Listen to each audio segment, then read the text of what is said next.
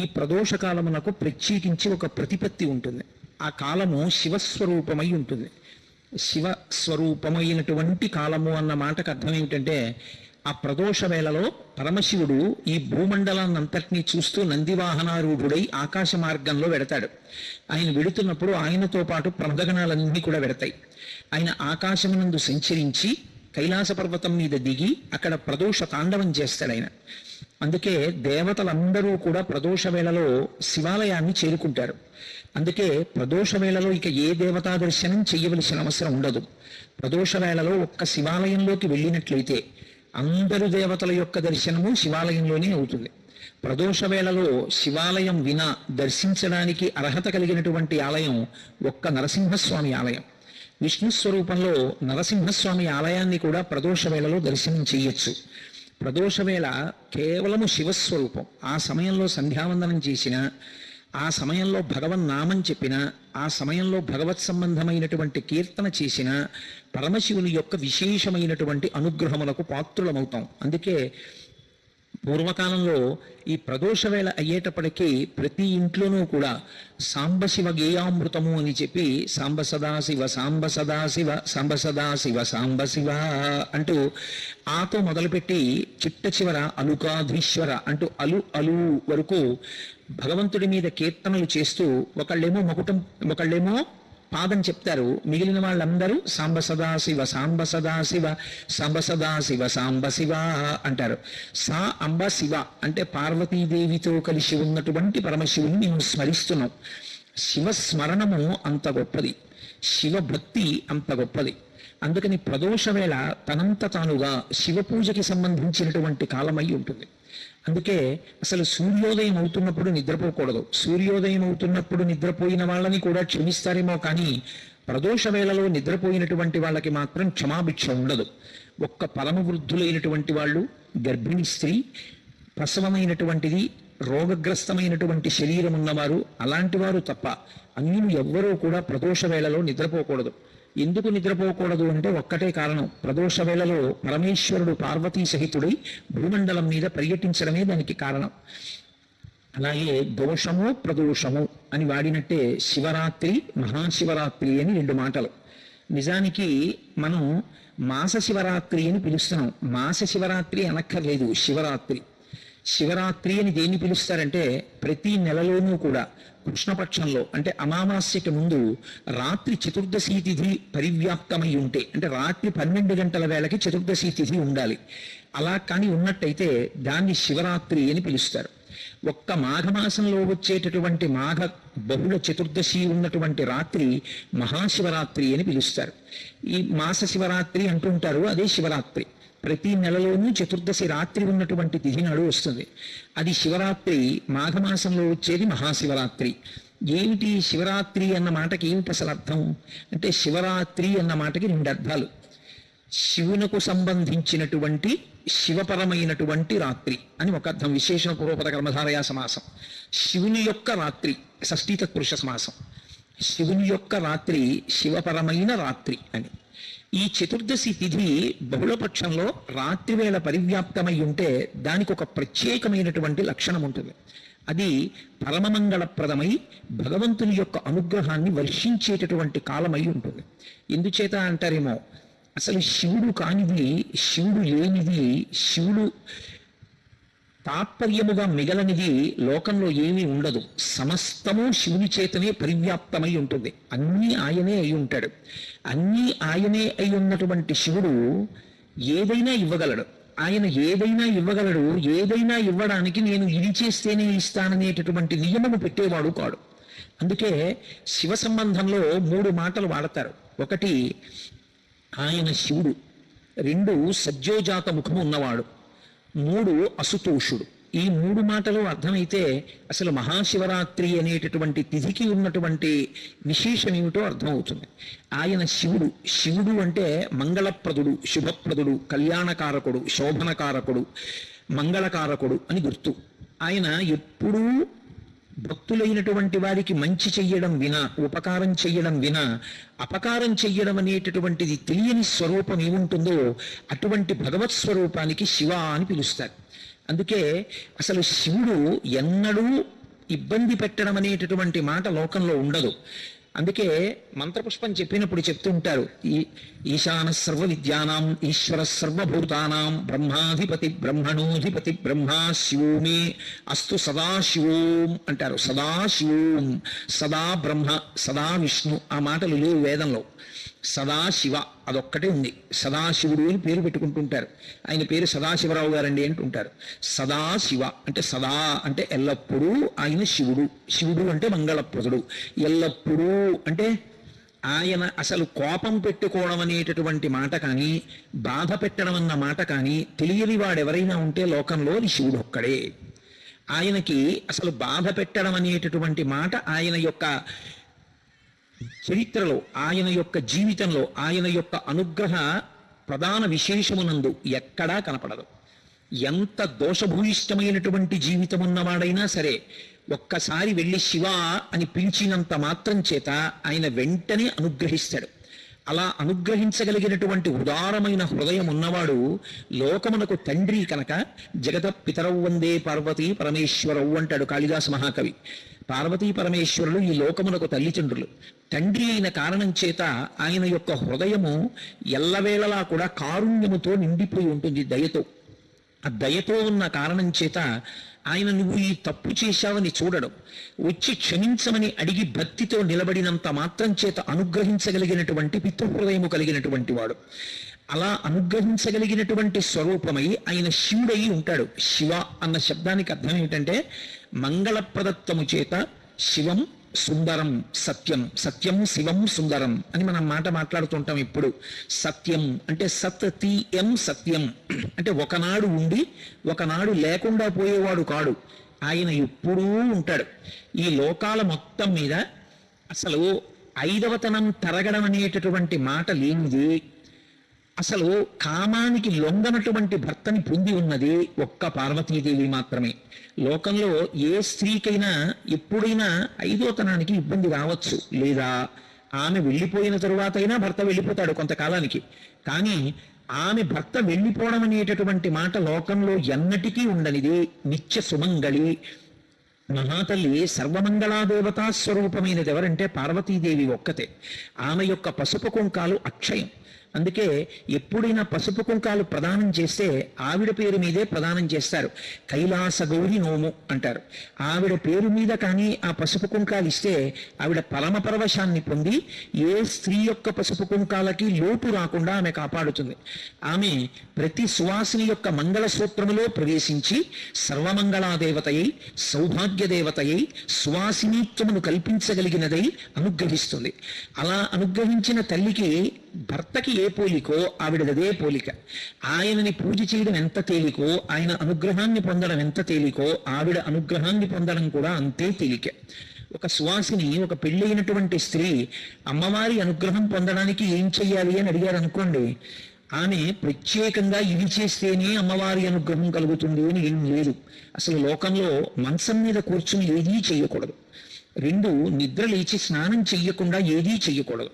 3, భార్యాభర్తల యొక్క సమాగమము జరిగిన తరువాత పగటివేళ అంటే తెల్లవారగానే స్నానం చేస్తే తప్ప ఏదీ చేయకూడదు. అటువంటిది ఆడది పెళ్ళైనటువంటి స్త్రీ రాత్రి మంచం మీద నిద్రపోయి తెల్లవారి నిద్ర లేవగానే ఒకవేళ ముందు రోజు భర్త సుఖమును అనుభవించి ఉన్నప్పటికీ కూడా మెడలో ఉన్న మంగళసూత్రాన్ని తీసి కళ్ళకద్దుకుని అమ్మవారిని స్మరించి నమస్కరించినంత మాత్రం చేత ఆమె అనుగ్రహించేస్తుంది. అందుకే లోకంలో నిద్ర లేవగానే మంగళసూత్రాలు కళ్ళకద్దుకోకుండా నిద్ర లేచేటటువంటి అలవాటు ఉన్నటువంటి సువాసిని మనకి కనపడదు. ఎప్పటికీ మంగళసూత్రం అలా మెడలోనే ఉండాలి అంటే ఆ తల్లి యొక్క అనుగ్రహం పొందడానికి ఆ మంగళసూత్రం కళ్ళకద్దుకుంటే చాలు, ఆవిడ అనుగ్రహిస్తుంది. అంతటి కారుణ్యమూర్తి ఆ యమ. అమ్మలగన్నయమ్మ ముగురమ్మల మూలపుటమ్మ చాలా పెద్దమ్మ, సురారులమ్మ కడు పారడి అమ్మ తన్ను లోనమ్మిన వెల్పుటమ్మల మనంబున ఉండెడి అమ్మ దుర్గమాయమ్మ, కృపాభునిత్యుత మహత్వ కవిత్వ పటుత్వ సంపదలంటారు పోతన గారు. ఆవిడ ముగురమ్మల మూలపుటమ్మ, ముగురమ్మలకి మూలపుటమ్మ చాలా పెద్దమ్మ. ఎప్పటి తల్లు ఆ తల్లి ఆ తండ్రి వాళ్ళిద్దరూ ఇప్పుడు పుట్టిన వాళ్ళు అని చెప్పడం కుదరదు. వాళ్ళిద్దరికీ పుట్టిన తేదీ లేదు. ఈ సమస్త బ్రహ్మాండములు ఎప్పుడున్నాయో అంతకన్నా ముందే వాళ్ళు ఉన్నారు. అందుకే లలితా సహస్రనామ స్తోత్రంలో అమ్మవారికి పూర్వజ అని ఒక పేరు. జా అంటే పుట్టినది, పూర్వజ అంటే దీనికన్నా ముందు పుట్టినది. నేను ఈ పూలదండ చూపించి ఆవిడ ఎప్పుడుంది అంటే పూర్వజ, ఈ పూలు పుట్టక ముందు ఉంది. ఈ పూలు పుట్టిన చెట్టు దాన్ని పుట్టక ముందు ఉంది. ఆ చెట్టు పుట్టిన భూమి ఆ భూమి పుట్టక ముందు ఉంది. అసలు మీరు ఏది చెప్పండి, దానికన్నా ముందావిడుంది. పూర్వజ అని వదిలేశాడు వ్యాసుడు. అందుకే నువ్వు ఏది చెప్పు దానికన్నా ముందావిడుంది. అయితే ఇక్కడ ఒక చమత్కారం ఉంటుంది. మరి అంత ముందు పుట్టిన తల్లి జుట్టు తెల్లపడదా? ఎప్పుడైనా అమ్మవారిని ధ్యానం చేస్తే తెల్లటి జుట్టు ఉన్నటువంటి తల్లిని ధ్యానం చెయ్యొచ్చా అంటే ఎప్పుడు చేయకూడదు, అలా పరమదోషం. నమశివాభ్యాం నవయౌవనాభ్యాం పరస్పరాశ్లిష్టవపుద్ధరాభ్యాం నగేంద్ర కన్యా వృషకేతనాభ్యాం నమో నమ శంకర పార్వతీభ్యాం అన్నారు శంకర భగవత్పాదులు. నమశివాభ్యాం వాళ్ళిద్దరూ ఎటువంటి వాళ్ళు అంటే నవయౌవనాభ్యాం, వాళ్ళు ఎప్పుడూ యవ్వనంలో ఉంటారు. యవ్వనంలో ఉంటారు అన్న మాటకు అర్థం ఏమిటి? యవ్వనంలోకి ప్రవేశించిన వ్యక్తి యొక్క జుట్టు నల్లగా ఉంటుంది, బాగా శక్తితో ఉంటాడు. ఆయనకి ఏమీ శక్తి క్షీణించడం, కళ్ళజోడు పెట్టుకోవలసిన అవసరం, జుట్టు తెల్లబడిపోవడం అలాంటివి ఏమి ఉండవు. బాగా బలంగా ఉన్నటువంటి కాలాన్ని యవ్వనం అంటారు. కానీ అందరూ యవ్వనంలోకి ప్రవేశిస్తారు. అందరికీ యవ్వనంలో ఉండాలని కోరుకుంటుంది కూడా. ఎందుకు అంటే ఒంట్లో బలం ఉంటుంది, తన పనులు తాను చేసుకోవచ్చు, 10 మందికి ఉపయోగపడవచ్చు. వృద్ధాప్యం వచ్చేసింది అనుకోండి, తానే వేరొకరి మీద ఆధారపడాలి, తాను ఎవరికి ఏం చేసి పెట్టగలడు. అందుకని ఎవరైనా యవ్వనంలో ఉండాలని కోరుకుంటారు. కానీ మనం ఉండగలమా? మనం కోరుకుంటే యవ్వనంలో ఉండలేము. కాలము యొక్క ప్రవాహమునందు మనందరి శరీరములు జర్జరీభూతములవుతాయి. అంటే శరీరం అంతా ముడతలు పడిపోయి జుట్టు తెల్లబడిపోతుంది. జుట్టు తెల్లబడిపోయింది అంటే అప్పుడు దాన్ని ఇంకా శరీరము అని పిలవకూడదు, దేహము అని పిలుస్తారు. ఆయన దేహం అండి అనాలి, అంతేగాని ఆయన శరీరం అండి అనకూడదు. శరీరము అని ఎప్పుడు పిలుస్తారంటే దానికి పెరిగే అలవాటు ఉంటే, బలాన్ని పుంజుకునే అలవాటు ఉంటే శరీరం అంటారు. ఇక అది బలాన్ని పుంజుకోవడం మానేసి రోజు రోజుకి కొత్త కొత్త బలహీనతల్ని పొందుతూ, అనేకమైన రోగములు పొందుతూ, శరీరం మీద ఉన్నటువంటి చర్మం ముడతలు పడిపోతూ, ఒక్కొక్క అవయవానికి ఉన్నటువంటి పటుత్వం తగ్గిపోతుంటే అటువంటి శరీరాన్ని దేహము అని పిలుస్తారు. దేహము అంటే దహ్యమానము అని. అది ఇక కాలిపోవడానికి సిద్ధపడిపోతుంది. ఎక్కడి నుంచి వచ్చిందో అక్కడికి వెళ్ళిపోవడానికి అది ప్రయాణానికి ఏర్పాట్లు చేసుకుంటోంది. అంటే ఎంతకాలం ఉన్నదో అంతకాలము ఇక ఉండదు. ఒక 50 ఏళ్ళు వచ్చేసాయి అనుకోండి, అప్పుడు ఇక అది దేహము. ఎందుకనంటే 50 ఏళ్ళు వచ్చాయి, ఇంకొక 50 ఏళ్ళు ఉంటాడని నమ్మకం ఏమి ఉండదు. ఉన్నా చాలా గొప్ప విషయం అది. కానీ ఇక ఆ పడమట సంధ్య అంటే ఒరిగిపోతున్నాడు, ఇక దహ్యమానం అయిపోతుంది, ఆ శరీరం కాలిపోవడానికి సిద్ధపడిపోతోంది. ఇలా ఎందుకు అయిపోతుంది అంటే మాకురు ధన జన యవ్వన గర్వం భరతి నిమేష కాల సర్వం మాయామయమిదమఖిలం హిత్వా బ్రహ్మపదం త్వం ప్రవిశవిదిత్వా అంటారు శంకర భగవత్పాదులు. కాలము బహు బలవత్తరమైనటువంటి స్వరూపము. ఈ చెయ్యి గుండెల మీద వేసుకుని నేనింత వాణ్ణి నేనంత వాణ్ణి అంటాడు. నేను ఇంత వాణ్ణి అని చెప్పినవాడు కాలమునందే ఎందుకు పలికిమాలినవాడు అయిపోతాడు. నేనింత అధికారిని అంటాడు. కాలమునందు 60 ఏళ్ళు వచ్చాయి, పోయింది పదవి, పలికేవాడు ఉండడు. నేనింత అందగాణ్ణి అంటాడు, అందము శిథిలమైపోతుంది. నేనింత పండితుడిని అంటాడు, జ్ఞాపక శక్తి క్షీణించిపోతుంది. నేనింత బలవంతుడిని అంటాడు, కాళ్ళు చేతులు వణుకుతాయి, కళ్ళు సరిగ్గా కనపడవు, బలం క్షీణించిపోతుంది. నేనింత ఐశ్వర్యవంతుడిని అంటాడు, ఐశ్వర్యం కాలంలో ఒక్క రోజులో తరిగిపోయిన వాళ్ళు ఉన్నారు. కాబట్టి ఇన్నిటినీ తినేయగలిగినది ఏది అంటే కాలం ఒక్కటే. కాలము ఇన్నిటినీ ఏకకాలమునందు తినేస్తుంటుంది, మనకి తెలియదు అలా తినేస్తుందని. ప్రత్యాయంతిగతాః పునర్న దివసాః కాలో జగద్భక్షకః అంటారు శంకరాచార్యుల వారు. సూర్యోదయ సూర్యాస్తమయాలు అవుతున్నాయి అంటే పరమేశ్వరుడు ఆ సూర్యోదయ సూర్యాస్తమయాలన్న రూపంలో తినేస్తున్నాడు, ఈ జగత్తునంతటినీ కూడా భక్షిస్తూ ఉంటాడు. శరీరముల యొక్క ఆయుర్దాయము క్షీణించిపోతోంది. ఇవాళ పొద్దున్న, ఇవాళ సాయంకాలం, నా జీవితంలో 12 గంటల కాలం అయిపోయిందా లేదా? అయిపోయింది. అయిపోయిన కాలం ఇక తిరిగి రాదు. కాబట్టి అన్నిటినీ ఏది తింటుంది అంటే కాలం తినేస్తుంది. కాబట్టి మనందరి యొక్క శరీరములు బలహీనపడతాయి, మనందరి జుట్టు తెల్లబడుతుంది. అందుకే మనం యవ్వనంలో ఉండేవాళ్ళం కావు. యవ్వనంలో ఉన్నప్పుడు సార్థక్యం పొంది కష్టపడి శాస్త్రం చదువుకున్నవాడు, భగవద్భక్తిని అలవాటు చేసుకున్నవాడు ఆ సమయంలో చదువుకున్నదేదో అదే స్ఫురణలో ఉంటుంది. ఆ తర్వాత చదువుకున్నది సరిగ్గా జ్ఞాపకంలో ఉండదు, చెలిగిపోతుంటుంది. కానీ పరమేశ్వరుడికి అలా యవ్వనం పోవడం ఉండదు, ఎప్పుడూ యవ్వనంలో ఉంటాడు. అంటే ఆ మాటకు అర్థం ఏమిటి? ఆయన ఏదో పిటపిటలాడుతూ ఉంటాడు అని కాదు దాని అర్థం. ఆయన కాలమునకు లొంగేవాడు కాడు. ఆయన కూడా కాలమునకు లొంగిపోయి, కాలములో ఆయన కూడా వృద్ధుడైపోయి ఆయనకి బలం తగ్గిపోయి అలా ఉండదు. ఆయన కాలమును శాసిస్తాడు. మనందరం కాలమునకు వశపడిపోతే కాలమునకు వశపడని ప్రాణి అన్నది ఒక్కటి కూడా ఈ ప్రపంచమునందు ఉండదు. సమస్త ప్రాణులు ఎంత గొప్పవాళ్ళమని చెప్పిన వాళ్ళైనా సరే చిట్ట చివరికి దేనికి వశపడిపోతారు అంటే ఆఖరణ కాలమునకు వశపడిపోతారు. ఆ కాలమునకు వశపడిపోయి అంత దీనమైనటువంటి స్థితిలో శరీరాన్ని విడిచిపెట్టేస్తారు. అంతకుముందు అబ్బా అనిపించుకున్న వాళ్ళు ఒకసారి కాలమునకు వశపడితే అబ్బబ్బా అనిపించుకుంటారు. ఒకప్పుడు మహానటి అని పిలిపించుకుంది సావిత్రి. మహాతల్లి ఎన్ని అద్భుతమైనటువంటి పాత్రలు పోషించిందో. అటువంటి ఆవిడ ఒకప్పుడు 505 రోజుల పాటు కోమాలో ఉండిపోయింది. ఆవిడ శరీరం వెళ్ళిపోయేటప్పటికి, ఆవిడ ప్రాణం విడిచిపెట్టేటప్పటికే పుర్రే ఎముకలు తప్ప ఏమీ లేవు. ఆవిడని ఎవరు గుర్తుపట్టలేరు. కాలము తినేసింది శరీరాన్ని. అన్ని ప్రాణులు నేను ఎంత గొప్పవాణ్ణని గుండెలు బాదుకున్నవాడైనా చిట్ట చివరికి గెలవలేనిది ఏది అంటే కాలమును గెలవలేడు. కాలము భయకారకము. బాగా జ్ఞాపకం పెట్టుకోండి నేను చెప్పే విషయం. కాలము భయమునకు హేతువై ఉంటుంది.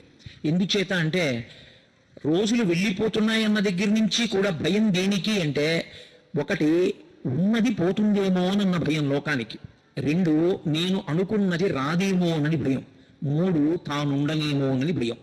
3 భయముల చేత ఎప్పుడూ వశుడై ఉంటాడు. ఈ 3 భయములు ఎందుకు ఏర్పడతాయి అంటే మన శరీరమునందు 3 లక్షణములు ఉంటాయి. కార్మిక మలము, మాయిక మలము, ఆణవ మలము అని 3 మలములు ఉంటాయి. ఈ శరీరం అంతా మల సంఘాతము అంటుంది వేదాంతం. మలము అంటే మనం తెల్లవారుజామున పొద్దున్నే విసర్జించేటటువంటి మలం ఎటువంటిదో ఈ శరీరం అంతా కూడా మలముతో కూడి ఉంటుంది. దీన్ని 3 రకములైన మలముల చేత తయారు చేయబడుతుంది ఈ శరీరం. ఆణవ మలము అంటారు. ఆణవ మలము అంటే పంచభూతములలో ఉండేటటువంటి అణువులు తీసి ఈశ్వరుడు దీన్ని తయారు చేస్తాడు. ఇందులో కొంత పృథ్వీని పెడతాడు. పృథ్వీ అంటే మట్టి. ఎంత స్నానం చెయ్యండి, కొద్దిగా నీటి చుక్క వేసి ఇలా అంటే అందులోంచి మట్టి వస్తుంది. ఈ శరీరంలో మట్టి ఉంటుంది. ఎముకలన్నీ సున్నం. సున్నం అంటే మట్టే. ఎముకలు సున్నంతో తయారు చేయబడతాయి. అందుకే ఎముకలకి బలహీనత వస్తే కాల్షియం టాబ్లెట్లు ఇస్తారు. కాల్షియం అంటే సున్నం. కాబట్టి ఇది మట్టి ఉంటుంది ఇందులో. ఆణవ మలము, పృథ్వీలో ఉన్న మట్టి ఇందులో కలుస్తుంది. అలాగే జలము, బయట ఉన్నటువంటి నీరు ఇందులో కూడా కొంత ఉండాలి. ఇందులో నీరు పూర్తిగా అయిపోయింది అనుకోండి పడిపోతుంది శరీరం. డీహైడ్రేషన్ వచ్చిందంటారు. లోపల నీరు నిలబడకపోతే శరీరం పడిపోతుంది. వాయువు, బయట గాలి ఎలా ఉంటుందో అలా ఇది కూడా గాలి పుచ్చుకోవాలి, గాలి వదిలిపెట్టాలి. గాలి పుచ్చుకోకపోయినా, గాలి వదిలిపెట్టకపోయినా వెళ్ళిపోయాడంటారు. అలాగే అగ్ని, బయట వేడిగా ఉంటుంది, ఇందులో కూడా ఎప్పుడు ఒకే వేడి ఉండాలి. అంతకన్నా తక్కువ వస్తే చెమటలు పట్టేస్తుంది, అంతకన్నా ఎక్కువైపోతే జ్వరం వస్తుంది. ఒకే వేడి ఉండాలి, ఇందులో అగ్ని ఉండాలి. పృథివీ, ఆపస్, తేజో, వాయు, ఆకాశము. ఆకాశము అంటే ఇందులో ఎక్కడెక్కడ ఎంతంత ఖాళీ ఉండాలో అంతంత ఖాళీలు ఉండాలి. తేలిగ్గా అర్థం అవ్వాలంటే పరమేశ్వరుడు యొక్క నిర్మాణము అంత అద్భుతంగా ఉంటుంది ఈ శరీరంలో. ఈ ముక్కుకుండేటటువంటి 2 కన్నాలు మూసుకున్నాయనుకోండి పడిశం పట్టి ఎంత వ్యధపడతాడు ప్రాణి గాలి పీల్చుకోవడానికి, నోటితో పీల్చుకోవడానికి. అలాగే నోటికి కంఠంలో ఉండేటటువంటి కన్నం మూసుకుందనుకోండి ఏ కారణానికైనా ఇక అన్నం తినలేడు. ముక్కులోంచి గొట్టాలు పెట్టి ద్రవ పదార్థం కడుపులోకి పంపించాలి. ఎక్కడెక్కడ ఎంత ఖాళీ ఉండాలో అంత ఖాళీ ఉండాలి. రక్తనాళాలలో రక్తం ప్రసరించడానికి ఎప్పుడూ ఖాళీ ఉండాలి. అది కొవ్వుతో మూసుకుందనుకోండి పక్షవాతం వస్తుంది. ఎంత ఖాళీ ఉండాలో అంత ఖాళీ లోపల ఉంచాలి. అందుకని ఆకాశము. ఇప్పుడు ఒక శరీరము తయారైంది అంటే అది కుక్క, పందె, నల్లె, పిల్ల, మనిష, ఎలుక వదిలిపెట్టండి. అందులో ఈ 5 భూతముల యొక్క అణువులు ఉంటాయి. ప్రతి భూతమునందు ఈ 5 ఉంటాయి. పృథివీ, ఆపస్, తేజో, వాయు, ఆకాశములు. పరమేశ్వరుని యొక్క శరీరము ఈ 5 మలముల చేత, అంటే బయట ఉండేటటువంటి భూతములకు ఉండేటటువంటి మలం దీనికి అంటదో. మలం అని ఎందుకంటారంటే ఇవన్నీ కూడా అపవిత్రమవుతుంటాయి. భూమి ఉందనుకోండి, ఇప్పుడు మీరు ఇక్కడ ఒక హోమం చేద్దాం అనుకున్నారనుకోండి, చెయ్యకూడదు. ఎందుచేత అంటే మనందరం తొక్కేశాం. ఏవో జంతువులు వచ్చి మలమూత్ర విసర్జన చేస్తాయి. ఎన్నో ప్రాణులు అందులో పడిపోయి మరణించి ఉంటాయి. ఇప్పుడు నేను మాట్లాడుతుంటే ఆ ధ్వనికి కొన్ని ప్రాణులు పడిపోతాయి. చేయకూడదు. ఆవు పేడ తీసుకొచ్చి శుద్ధి చేస్తేనే చెయ్యాలి. ప్రతి భూతమునకు కూడా అపరిశుభ్రమవుతుంది. నీళ్లు ఉన్నాయనుకోండి, ఆ నీళ్లు కొంతకాలం అలా నిలవుండిపోయి దుర్గంధ భూయిష్టమై పురుగులు పెట్టేసాయి అనుకోండి, ఆ నీరు తాగం, పోసుకోం, దేనికి వాడం. అలాగే ప్రతి భూతమునకు కూడా అది అయోగ్యమవుతుంది, కలుషితమవుతుంది. ఈ శరీరమునందు ఉన్నటువంటి 5 భూతములకు కూడా కలుషితమయ్యేటటువంటి లక్షణం ఉంది. మలము నుండి మలమే వస్తుంది. మలము నుండి కొత్త విషయం రాదు. అందుకే కాసేపు మాట్లాడకుండా కూర్చున్నాను అనుకోండి, ఒక్క 2 గంటలు నోరు దుర్వాసన వస్తుంది, పాచి పడుతుంది లోపల. ఒక్కరోజు పడుకుని నిద్రలేచాననుకోండి, చెవిలో గులిమి పడుతుంది, ముక్కులో చీమిడి పడుతుంది, శరీరం అంతా చెమట పడుతుంది. అంటే మలమును విడిచిపెడుతూ ఉంటుంది. కానీ పరమేశ్వరుని యొక్క శరీరము అలా తయారు చేయబడదు. దానికి ఆనవ మలం ఉండదు. అంటే భగవంతుని యొక్క శరీరమును తయారు చేసినప్పుడు, తయారు చేయడానికి ఇప్పుడు తయారు చేసిన వాడు ఉంటాడా? ఆయన స్వయంభూ. అటువంటి పరమశివుని యొక్క శరీరము ఈ 5 మలముల చేత తయారు కాదు. అది అప్రాకృత శరీరం తం అతిమన్మథ రూపిణం ఘృతరీతి ఘనీభూతం సచ్చిదానంద విగ్రహం అంటాడు లింగ పురాణంలో వ్యాస భగవానుడు. అప్రాకృత శరీరం తం, అది ప్రాకృత శరీరము కాదు, మనలా ఉండదు. పేరుకున్న నెయ్యి ఎలా ఉంటుందో అలా ఉంటుంది. నెయ్యి పేరుకోలేదనుకోండి, దానికి ఏమిటి రూపం అని అడిగారు అనుకోండి, ఏమిటి రూపం? దానికి ఏం రూపం ఉండదు. తీసుకెళ్ళి ఓ చిన్న గిన్నెలో పోసాను అనుకోండి, గిన్నె రూపాన్ని పొందుతుంది. తీసుకెళ్ళి నేను ఓ గరిటలో పోసాను అనుకోండి, గరిటె రూపాన్ని పొందుతుంది. ఓ చెంచాలో పట్టుకున్నాను అనుకోండి, చెంచా రూపాన్ని పొందుతుంది. నా చేతిలో పోసుకున్నాను అనుకోండి, నా చెయ్యి పట్టినంత గొప్ప రూపాన్ని పొందుతుంది. అసలు దానికి రూపం ఏమి ఉండదు. అదే పేరుకుంటే ఒక రకమైన రంగు, ఒక వాసన అన్ని తెలుస్తాయి. పేరుకున్న నెయ్యి ఎలా ఉంటుందో అలా రూపము లేనివాడు రూపాన్ని పొందుతాడు. అందుకే పరమశివుడికి 63 మూర్తులు. ఆయనకి అని ఒక రూపం ఉండదు. ఆయన ఎలా కావాలంటే అటువంటి రూపాన్ని పొందుతాడు. అందుకే అప్రాకృత శరీరం తం అతిమన్మథ రూపిణం. ఏ రూపం పొందనివ్వండి, 1,000,000 మన్మధులు వచ్చి నిలబడితే ఎలా ఉంటారో అంత అందంగా ఉంటాడు. అతిమన్మథ రూపిణం ఘృతరీతి ఘనీభూతం. పేరుకున్న నెయ్యి ఎలా ఉంటుందో అలా ఉంటాడు. సచ్చిదానంద విగ్రహం. మనం కాసేపు నవ్వుతాం, కాసేపు ఏడుస్తాం. ఆయన అలా కాదు, సత్ చిత్ ఆనంద రూపుడు. ఎప్పుడు పరమానందంతో పరమ సంతోషంగా ఉంటాడు. అందుకే ఆయనకి ఆనవ మలము లేదు, మనకి ఆనవ మలం ఉన్నది. 2వ మలము మనకి కార్మిక మలము అని ఒక మలం ఉంటుంది. కార్మిక మలము అంటే గత జన్మలలో మనం ఏవో పాపపుణ్యాలు చేశాం. పాపపుణ్యాలు దేంతో చేస్తారు? 3 చేత చేస్తారు ప్రధానంగా. ఒకటి శరీరము చేత. ఈ శరీరంతో నేను చెయ్యకూడని తప్పు ఒకటి చేశాను అనుకోండి, అదొక పాపం. ఏదో నిష్కారణంగా ఎవరినో వెళ్ళి కొట్టాను, నాకు బలం ఉంది కదా అని. ఇప్పుడు అదొక పాపం కింద వేసుకుంటాడు ఈశ్వరుడు. అలాగే మనసు చేత చేసేటటువంటి పాపం. నేను దొంగతనం చెయ్యక్కర్లేదు, నా ఎదురుగుండా ఉన్న వాళ్ళ మెళ్ళలో ఉన్నటువంటి ఓ చంద్రహారం చూసి అబ్బా అది తీసి నేను వేసేసుకుంటే నాకు వచ్చేస్తే అనుకున్నాను అనుకోండి, అప్పుడు అది పాపమే, మనసుతో చేసింది. 3 వాచిక, నోటితో చేసేది. నోరుంది కదా అని అక్కరలేని మాటలన్నీ మాట్లాడడం, పెద్దల్ని అధిక్షేపించడం, ఇతరులు బాధపడేటటువంటి మాటలు మాట్లాడడం, అవన్నీ కూడా వాచికమైనటువంటి పాపములు. ఈ 3 రకములైన పాపములు ఎలా ఉంటాయో పుణ్యములు కూడా అలా ఉంటాయి. ఈ శరీరంతో ఎప్పుడో గుడి చుట్టూ ప్రదక్షిణం చేసి ఉండొచ్చు, ఈ చేత్తో 2 పువ్వులు వేసి ఉండొచ్చు, ఈ 2 చేతులతో ఎవరో మహాత్ములకి త్రికరణ శుద్ధిగా ఇలా నమస్కరించి ఉండవచ్చు. ఆ కారణము చేత కొంత పుణ్యం ఉంటుంది. ఆ పుణ్యం అనుభవించవలసి వచ్చినప్పుడు సుఖంగా ఉంటుంది. పరమేశ్వరుడు సుఖము అన్న మాట ప్రవేశపెడతాడు. పాపం అనుభవంలోకి వస్తే దుఃఖము అనిపిస్తుంది. ఓ రోజు బాగుంటాడు, ఓ రోజు జ్వరం వస్తుంది. జ్వరం వస్తే దుఃఖం, బాగుంటే సుఖం. సుఖ దుఃఖములు పాపపుణ్యముల వలన వస్తాయి. భగవంతుడు ఎందుకు రూపం తీసుకుంటాడు? మనం వచ్చామంటే ఈ శరీరంతో పాపపుణ్యముల యొక్క ఫలితమైన సుఖ దుఃఖములను అనుభవించడానికే వస్తాం. బాగా జ్ఞాపకం పెట్టుకోండి. మీరు ఒక మాట నేను చెప్తాను. సినిమా హాల్లో ఒక ఆయన కూర్చుని ఉన్నాడు అనుకోండి, ఏమిటండి ఇలా వచ్చారో, ఏం చేద్దామని వచ్చారని అడిగారు అనుకోండి, ఆయన ఏమంటే నీకు బుద్ధి ఉందా లేదా, సినిమాకి ఎందుకు వస్తారు? సినిమా చూడడానికి వస్తారు.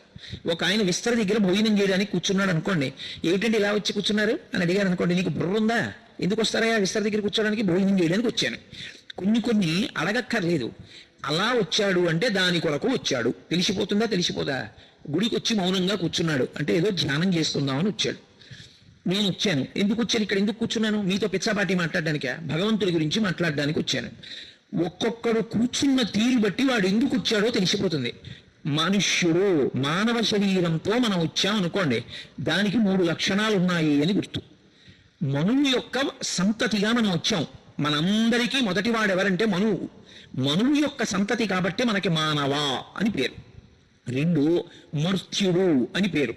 మర్త్యుడు అంటే ఈ శరీరముతో వచ్చిన వాడు ఈ శరీరముతో ఎల్లకాలము ఉండడు. ఎప్పుడో అప్పుడు ఆ శరీరం పడిపోయి తీరుతుంది, అది వెళ్ళిపోతుంది, ఆ శరీరం ఉండదు. శరీరము నీటి మీద బుడగ వంటిది. నలినీ జలగత జలమతి తరళం తత్వజీవితమతి చేయచపలం విద్దివ్యాద్యభిమానగ్రస్తం లోకం శోకచ హంత సమస్తం అంటారు శంకర భగవత్పాదులు. తామరాకు మీద నీటి బొట్టిటువంటిదో శరీరం అటువంటిది. నిత్యమా జీవితము నీటిపై బుగ్గ అంటారు సారంగధర చరిత్రలో. నీటి మీద బుడగ ఎంతసేపు ఉంటుందో రంగురంగులుగా ఉంటుంది. ఎంతసేపు ఉంటుంది, ఎప్పుడు టొప్పులు పేలిపోతుందో తెలియదు. శరీరం ఎంతకాలం ఉంటుంది ఎవరికీ తెలియదు. మర్త్యుడు, శరీరము వెళ్ళిపోతుంది. 3, మనుష్య శరీరంలో వచ్చావు అంటే ఒకటి గుర్తు పెట్టుకోవాలి, దుఃఖం ఉండి తీరుతుంది, సుఖం ఉండి తీరుతుంది. కొంతమంది అంటారు, ఏమండి మీరు అలా అంటున్నారు కానీ మాకు ఎప్పుడూ కష్టాలేనండి అంటారు. రామాయణంలో సీతమ్మ తల్లి ఒక మాట అంది, కళ్యాణీ గతమాదేయం లౌకికీ ప్రతిభాతిమా ఏది జీవంతి మానందో నరం వర్ష శతాదపి అంది. ఎన్ని కష్టాలు పడిన వాడైనా సరే 100 సంవత్సరములు ఓర్పుతో కలియుగంలో ఆయుర్దాయం కనుక 100 ఏళ్లు బ్రతికితే వాడు ఎప్పుడో అప్పుడు చిట్ట చివర ప్రాణం పోయేటప్పుడైనా శుభవార్త విని సుఖాన్ని పొంది మరణిస్తాడు. ఈ శరీరంతో వచ్చాము అంటే సుఖము దుఃఖము రెండూ ఉంటాయి. పూర్తిగా సుఖమే అనుభవించాలి. ఈ శరీరం ఇవ్వరు, దేవతల కింద పంపిస్తారు.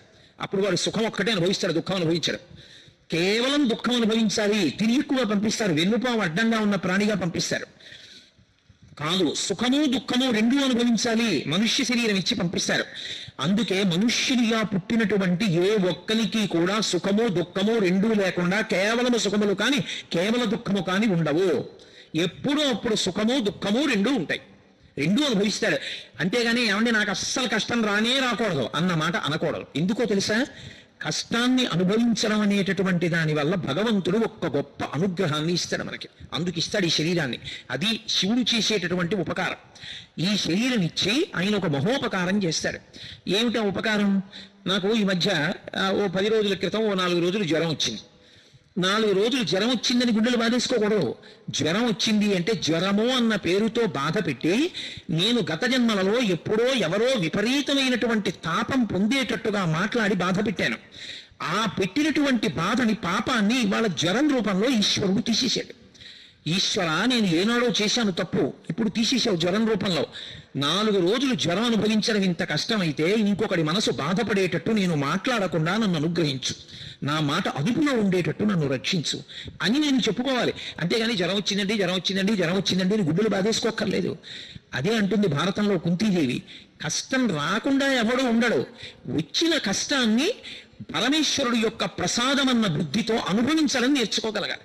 ఈశ్వరుడి పాదాలు విడిచిపెట్టిస్తే ఏమొస్తుంది? ఈశ్వర, ఎప్పుడో తప్పు చేశాను, మీరు కష్టం ఇచ్చారు, కానీ ఓర్చుకోలేను తండ్రి, ఇప్పుడు బుద్ధి వచ్చింది, ఇంత కష్టపెట్టకండి అంటే నమశివాభ్యాం అశుభాపహాభ్యాం, అంత కష్టపెట్టంలేరా, తక్కువ కష్టంతో తీసేస్తాను ఈ పాపం అని పాము కరవవలసిన వాడిని చీమ చేత కరిపించి తీసేస్తాడు ఆయన. కాబట్టి భగవంతుని యందు భక్తి ఎన్నడూ విడిచిపెట్టకూడదు. అలా విడిచిపెట్టకుండా నిలబడగలిగిన వాడెవడో వాడి భక్తి పండినటువంటి భక్తి. అందుకు ధూర్జిటి చెప్పుకున్నాడు కాళహస్తీశ్వరలింగం దగ్గరికి వెళ్ళి, నీవు సేవింపగ నాపదల్పడమని నిత్యోత్సవం బబ్బని జనమాతృండలని సంసార మోహంబు పైగొనని గ్రహగతులు కుందింపని మీరు వచ్చిన రాణి అవి నాకు భూషణములే శ్రీకాళహస్తీశ్వర అన్నాడు. లోకుల్నందని మెచ్చని అలుగని లోలోన నిందించని చీకాకున్బడని మహాత్ముడనని జేలొగ్గని మూకీభావమునం తెట్టని త్రోయని నీ కారుణ్యము కలిగి ఉండినను అంతే చాలునో శంకర. లోకాలు మెచ్చుకొని తిట్టని, మహాత్ముడనని నమస్కారాలు పెట్టని, దుర్మార్గుడనని రాళ్లు పెట్టి కొట్టని బాధ లేదు, నీ అనుగ్రహం పోకుండా ఉంటే చాలు, నీ యందు భక్తి ఉంటే చాలు శంకర, నాకు అది చాలన్నాడు. కాబట్టి మనందరం గత జన్మలలో చేసుకున్నటువంటి పాపపుణ్యముల యొక్క ఫలితాన్ని సుఖదుఖాలుగా అనుభవించడానికి జన్మలోకి వచ్చాం. పరమేశ్వరుడు తేతలిలో శివలింగ రూపంలో వెలిశాడు. ఆయన కూడా ఏమైనా పాపపుణ్యాలు అనుభవించడానికి వచ్చాడా? ఉండవు. ఆయనకేం పాపపుణ్యాలు ఉండవు. ఆయనకి ఏమీ లేకపోయినా మరి ఎందుకు వస్తాడు? మనని అనుగ్రహించడానికి వస్తాడు, మనని సేద తీర్చడానికి వస్తాడు, మనం భక్తితో ఆర్తితో వెళ్ళి చెప్పుకోవడానికి వస్తాడు. ఈ మాటకి అర్థం మీరు చాలా జాగ్రత్తగా పట్టుకోవాలి. ఓ కష్టం వచ్చింది అనుకోండి, ఏదో ఇబ్బంది వచ్చింది, వాడు ఉన్నాడన్న నమ్మకం ఒకటి ఉండాలి గుళ్ళోకి వచ్చే ముందు. అసలు వాడు ఉన్నాడు, వాడు పరమశివుడు, వాడు కూర్చున్నాడు అలా అని వచ్చి వాడితో చెప్పుకోవాలి. వాడితో వచ్చి చెప్పుకునేటప్పుడు లోపలికి వచ్చి కూర్చున్నప్పుడు వాడు ఉన్నాడు అన్న భావన మనసులో గట్టిగా స్థిరపడకుండా ఏదో వచ్చామంటే వచ్చాం, ఏదో వెళ్ళామంటే వెళ్ళాం, ఉపయోగం ఏముంది? ఇప్పుడు లోపలికి వచ్చి భగవన్ నాకు ఇంత కష్టం వచ్చింది, ఓర్చుకోలేకపోతున్నాను, శంకర నాకు ఉపకారం చేయండి, ఏదో పాపం చేసి ఉంటాను అందుకే ఈ బాధపడుతున్నాను, కానీ నన్ను క్షమించండి, మీరు క్షమిస్తే ఆ పాపం పోతుంది, క్షమించి ఇంకెప్పుడూ నేను తప్పు చేయకుండా నన్ను అనుగ్రహించి ఇంత కష్టం నేను పడవలసిన అవసరం లేకుండా నన్ను అనుగ్రహించండి అని చెప్పుకోవాలి. ఇప్పుడు మీకు ఒక అనుమానం వస్తుంది, పరమశివుడు సర్వజ్ఞుడు కదా, ఆయనకి అన్నీ తెలుసుగా, నేను బాధపడుతున్నానని ఆయనకి తెలీదా? నేను ఇల్లు ఆయనకి చెప్పుకుంటే కానీ తెలియకపోతే ఇక ఆయన నాలాంటి వాడే, కొన్ని తెలుసు కొన్ని తెలియదు, ఇంకెందుకు ఆయనకి చెప్పడం? రెండు, సర్వజ్ఞుడు అనుకోండి, అన్నీ తెలిసినవాడు అనుకోండి, నేను చెప్పక్కర్లేదు. మరి ఇక చెప్పడం అన్నమాట ఎందుకు వస్తుంది? గుళ్ళోకి వెళ్ళి అసలు ఆయనతో చెప్పుకోవడం ఎందుకు, భగవంతుడితో మొరపెట్టడం ఎందుకు? రెండు, ఆయన దగ్గరికి వెళ్ళి నేను నామం చెప్పడమో, భజన చేయడమో, స్తోత్రం చేయడమో, మారేడుదలం వేయడమో, అభిషేకం చేయడమో చేశాను అనుకోండి, అప్పుడే నన్ను అనుగ్రహిస్తాడు అంటే లోకంలో అందరిలాగే ఆయనకి ఏదో లంచం పెడితే లొంగేవాడైతే ఇంకా ఆయన యొక్క గొప్పతనం ఏముంది? ఇంకెందుకు ఆయనకి పూజ చేయడం? కాదు. ఇది శివభక్తి అన్న మాటకి తాత్పర్యాన్ని అర్థం చేసుకోవాలి. ఎందుకు దేవాలయంలోకి వెళ్ళి చెప్పుకుంటామంటే చెప్పుకోకుండా ఉండలేక చెప్పుకుంటాం. ఆయనకి తెలియదని కాదు, కానీ చాలా కష్టంలో ఉన్నావు, రైల్లో ప్రయాణం చేస్తున్నావు, పక్కన ఎవరో కూర్చున్నాడు, ఏదో మాటలు కలిశాయి, ఏమంటే అలా ఉన్నారే మీరు నీరసంగా అని అడిగాడు. నీ కష్టం అంతా ఆయనకి చెప్పావు, ఆయన ఆరుస్తాడా తీరుస్తాడా? 2 స్టేషన్ల తర్వాత దిగిపోతాడు. ఎందుకు చెప్పావు? చెప్పకుండా ఉండలేక నీ కష్టాన్ని చెప్పుకున్నావు. భగవంతుడికి తెలియదని కాదు, నీకన్నా నాకెవరున్నారు చెప్పడానికి, అందుకు నీకు చెప్పుకుంటున్నాను అన్న భావనతో చెప్పుకోవడం రావాలి. అప్పుడు భగవంతుడితో అనుసంధానం అయ్యాడు భక్తుడు అని పిలుస్తారు తప్ప అసలు అదో శివలింగం అని వెళ్ళిపోయాడు అనుకోండి, ఎలా అనుసంధానం అవుతాడు? కాదు, ఆయన పరమేశ్వరుడు. నువ్వు చక్కగా ప్రశాంతంగా కూర్చుని నీ జీవితం, నీ కష్ట సుఖాలు, నువ్వు ఏది గెలవలేకపోతున్నావు, ఎక్కడ తప్పు చేస్తున్నావు, తప్పు చెయ్యకుండా ఎలా ఉండాలనుకుంటున్నావు, దానికి ఆయన ఏం సహాయం చెయ్యాలని కోరుకుంటున్నావు, వచ్చి మౌనంగా కూర్చుని ఆయనతో కళ్ళు మూసుకుని ఆయనతో మాట్లాడి చెప్పుకుని వెళ్ళాలి. అలా వెళ్ళడం భక్తి. అర్థో జిజ్ఞాసురర్థార్థి జ్ఞానీచ భరతర్షభ. రెండు, ఆయన దగ్గరికి వెళ్ళి మారేడుదలం వేయడం, ఆయన దగ్గరికి వెళ్ళి నీళ్లు పోయడం, ఆయన దగ్గరికి వెళ్ళి పండు పట్టుకెళ్ళడం ఎందుకు? అలా ఇస్తే కానీ లొంగడా? లంచం పెడితే కానీ ఒప్పుకునేవాడు కాడా? కాదు. ఎందుకు ఇస్తామంటే ఆయన దగ్గరికి వెళ్ళినప్పుడు మన ప్రేమ పండినప్పుడు ఇవ్వకుండా ఉండలేక ఇస్తాం తప్ప, ఇవ్వడానికి ఆయనది కానిది మనదైనది ఏముందని పట్టుకెళ్ళి ఇస్తారు చెప్పండి? ఇది ఆయనది కాదండి, ఇది ఆయనకి లేదండి, నాకే ఉందండి అందుకు నేను ఇస్తానండి అనడానికి ఆయనది కానిది మనకు ఉన్నది ఒకటి నాకు చెప్పండి. శంకరాచార్యుల వారు శివానంద లహరిలో తెప్పిపుడిచారు. కరస్తే హేమాద్ర్యౌ కిరీశ నికటస్థే ధనపతౌ శిరస్థే శీతాంశౌ చరణయుగళస్థే అఖిల శుభౌ గుణస్థే స్వర్భూజామర సురభి చింతామణిగణి కమర్థం దాస్యేహం భవతు భవదర్థం మమ మనః అన్నారు. శంకర, మీకేమైనా ఇవ్వాలని వచ్చాను, ఇవ్వడానికి ఆయనకి లేనిదేమిటి? కరస్థే హేమాద్రియౌ, ఆయన ఒక చేతిలో బంగారు కొండ పట్టుకుంటాడు, మేరు పర్వతాన్ని ధనస్సుగా పట్టుకుంటాడు. ప్రపంచంలో మేరు పర్వతాన్ని ఆధారం చేసుకుని గ్రహాలు కూడా తిరుగుతాయి. అటువంటి మేరు పర్వతం ఆయన చేతిలో ఒక ధనస్సుగా నిలబడి ఉంటుంది, బంగారు కొండ ఆయన దగ్గర ఉంది. ఏమిస్తావు ఆయనకి? ఆయనకు గొలుసు చేయించాలా? ఆయనకు మువ్వల వడ్డానం చేయించాలా? ఆయనకి ఏం లేదని మనం ఇస్తాం కాబట్టి ఇవ్వలేము, బంగారం ఇవ్వలేము. అయ్యా మీ దగ్గర బంగారం ఉంది కానండి, ఏ అర్ధరాత్రో 4 రూపాయలు కావాలంటే మీరు ఏటీఎం కౌంటర్కి వెళ్ళాలి కదా, మీ దగ్గర డబ్బులు ఉన్నప్పుడు బంగారం అమ్ముకుందాం అంటే ఎవడు కొంటాడు? అర్ధరాత్రి దొంగలను పట్టుకుంటారు, అందుకని చెప్పి మీకు కొంత డబ్బు ఇద్దాం అనుకుంటున్నానంటారా? గిరీశ నికటస్థే ధనపతవు. ఓ శివ, మీ దగ్గర నవనిధులకు అధిపతి అయినటువంటి కుబేరుడు ఇలా చేతులు కట్టుకుని నిలబడి ఉంటాడు. ఎప్పుడైనా శివుడికి ఏదైనా నేను చేయగలనా అని అప్పటి నుంచి ఇప్పటి వరకు అలాగే నిల్చుని ఉన్నాడు. శివుడికి ఆయన దగ్గర తీసుకోవాల్సిన అవసరం ఉండదు, ఆయనకే శివుడు ఇస్తుంటాడు. ఇక నేనేమి ఇస్తాను? గిరీశ నికటస్థే ధనపతౌ శిరస్థే శీతాంశౌ. ఆయన తల మీద తదియనాటి చంద్రరేఖ ఉంటుంది. ఎందుకు చంద్రరేఖ? అందరిలా చక్కగా ఏదో మణో ఓ తురాయో పెట్టుకోకూడదు. ఏమిటి చంద్రరేఖ పెట్టుకోవడం ఎందుకు అంటే, చంద్రరేఖ దేనికి గుర్తు అంటే తరిగిపోతూ ఉన్నటువంటి కాలానికి గుర్తు. మనం చాంద్రమానము అని పిలుస్తాం, రోజు తిథి చెప్తాం. ఇవాళ పొద్దున నేను సంధ్యావందనం చేసుకుంటూ మాఘమాసే కృష్ణపక్షే ఏకాదశిమ్యాం అని చెప్పాను, రేపు ద్వాదశిమ్యాం అంటాను, ఎల్లుండి త్రయోదశిమ్యాం అంటాను. ఇలా తిథి చెప్పుకుంటూ వెళ్ళిపోతే అమావాస్య వస్తుంది. తర్వాత కృష్ణపక్షే అన్నం, శుక్లపక్షే అంటాను. శుక్లపక్షంలో చంద్రరేఖలు పెరుగుతాయి, చంద్రకళలు. కృష్ణపక్షంలో తరుగుతాయి. చంద్రకళలు పెరుగుట, చంద్రకళలు తరుగుట అన్న తిథులలో కాలం వెళ్ళిపోతుంది. కాలమునందు మనందరం పడిపోతున్నాం, కానీ వెళ్ళిపోతున్న కాలం అంతా ఆయనకు ఆభరణంగా నిలబడిపోయింది, అది చంద్రరేఖ. ఈ కాలమునందు పడిపోకుండా, కాలమునందు మళ్ళీ పుట్టవలసిన అవసరం లేకుండా ఈసారి పడిపోవడం ఒక్కటే చిట్ట చివరిసారి పడిపోవడం, ఇక మళ్ళీ పుట్టవలసిన అవసరం ఉండదు. పుట్టి ఉన్నాం కాబట్టి ఇదే ఆఖరిసారి చనిపోవడం. ఇలా చేయగలిగిన వాడెవడు? పరమశివుడు ఒక్కడే. అందుకే పుట్టడానికి కారణమైన మన్మధుణ్ణి కాలుస్తాడు, సావడానికి కారణమైన యముణ్ణి చంపుతాడు. ఈ రెండూ చేయగలిగిన వాడు శివుడు ఒక్కడే. కాబట్టి శివ, మీరు చంద్రరేఖ పెట్టుకుంటారు అంటే ఎవరు మీ పాదములు పట్టుకున్నారో వాడు మళ్ళీ పుట్టవలసిన అవసరం ఉండదు. పునరపి జననం పునరపి మరణం పునరపి జననీ జఠరే చైనం ఇహ సంసారే బహుజుస్తారే కృపయాపారే పాహిమురారే అంటారు. పుట్టుక చావు, పుట్టుక చావు, పుట్టుక చావు, ఇలా పుట్టవలసిన అవసరం లేకుండా మోక్షం ఇవ్వగలిగిన వాడు ఆయన. అటువంటి వాడు కనుక చంద్రరేఖ ధరించి ఉంటాడు. అటువంటి చంద్రరేఖని పరమశివుడు ధరించి ఉంటే శిరస్థే సీతాంశౌ చరణయుగళస్థే అఖిల శుభౌ. ఎవరింట్లోనైనా ఏదైనా శుభకార్యం జరగాలి అంటే ఇది ఎవరి వలన జరుగుతుంది అంటే పరమశివ అనుగ్రహంగా జరుగుతుంది. శుభాలన్నీ ఎక్కడుంటాయంటే పరమశివుడు యొక్క పాదముల మీద పడుంటాయి. ఏమండి మా ఇంట్లో మా అమ్మాయి పెళ్ళవట్లేదు, మా అమ్మాయి పెళ్ళవట్లేదు అన్నాడు అనుకోండి, అన్నిటికీ ఒకటే మందు, వెళ్ళి శివలింగానికి అభిషేకం చేయించుకోండి. ఆయన చల్లబడితే మన మనసు చల్లబడుతుంది.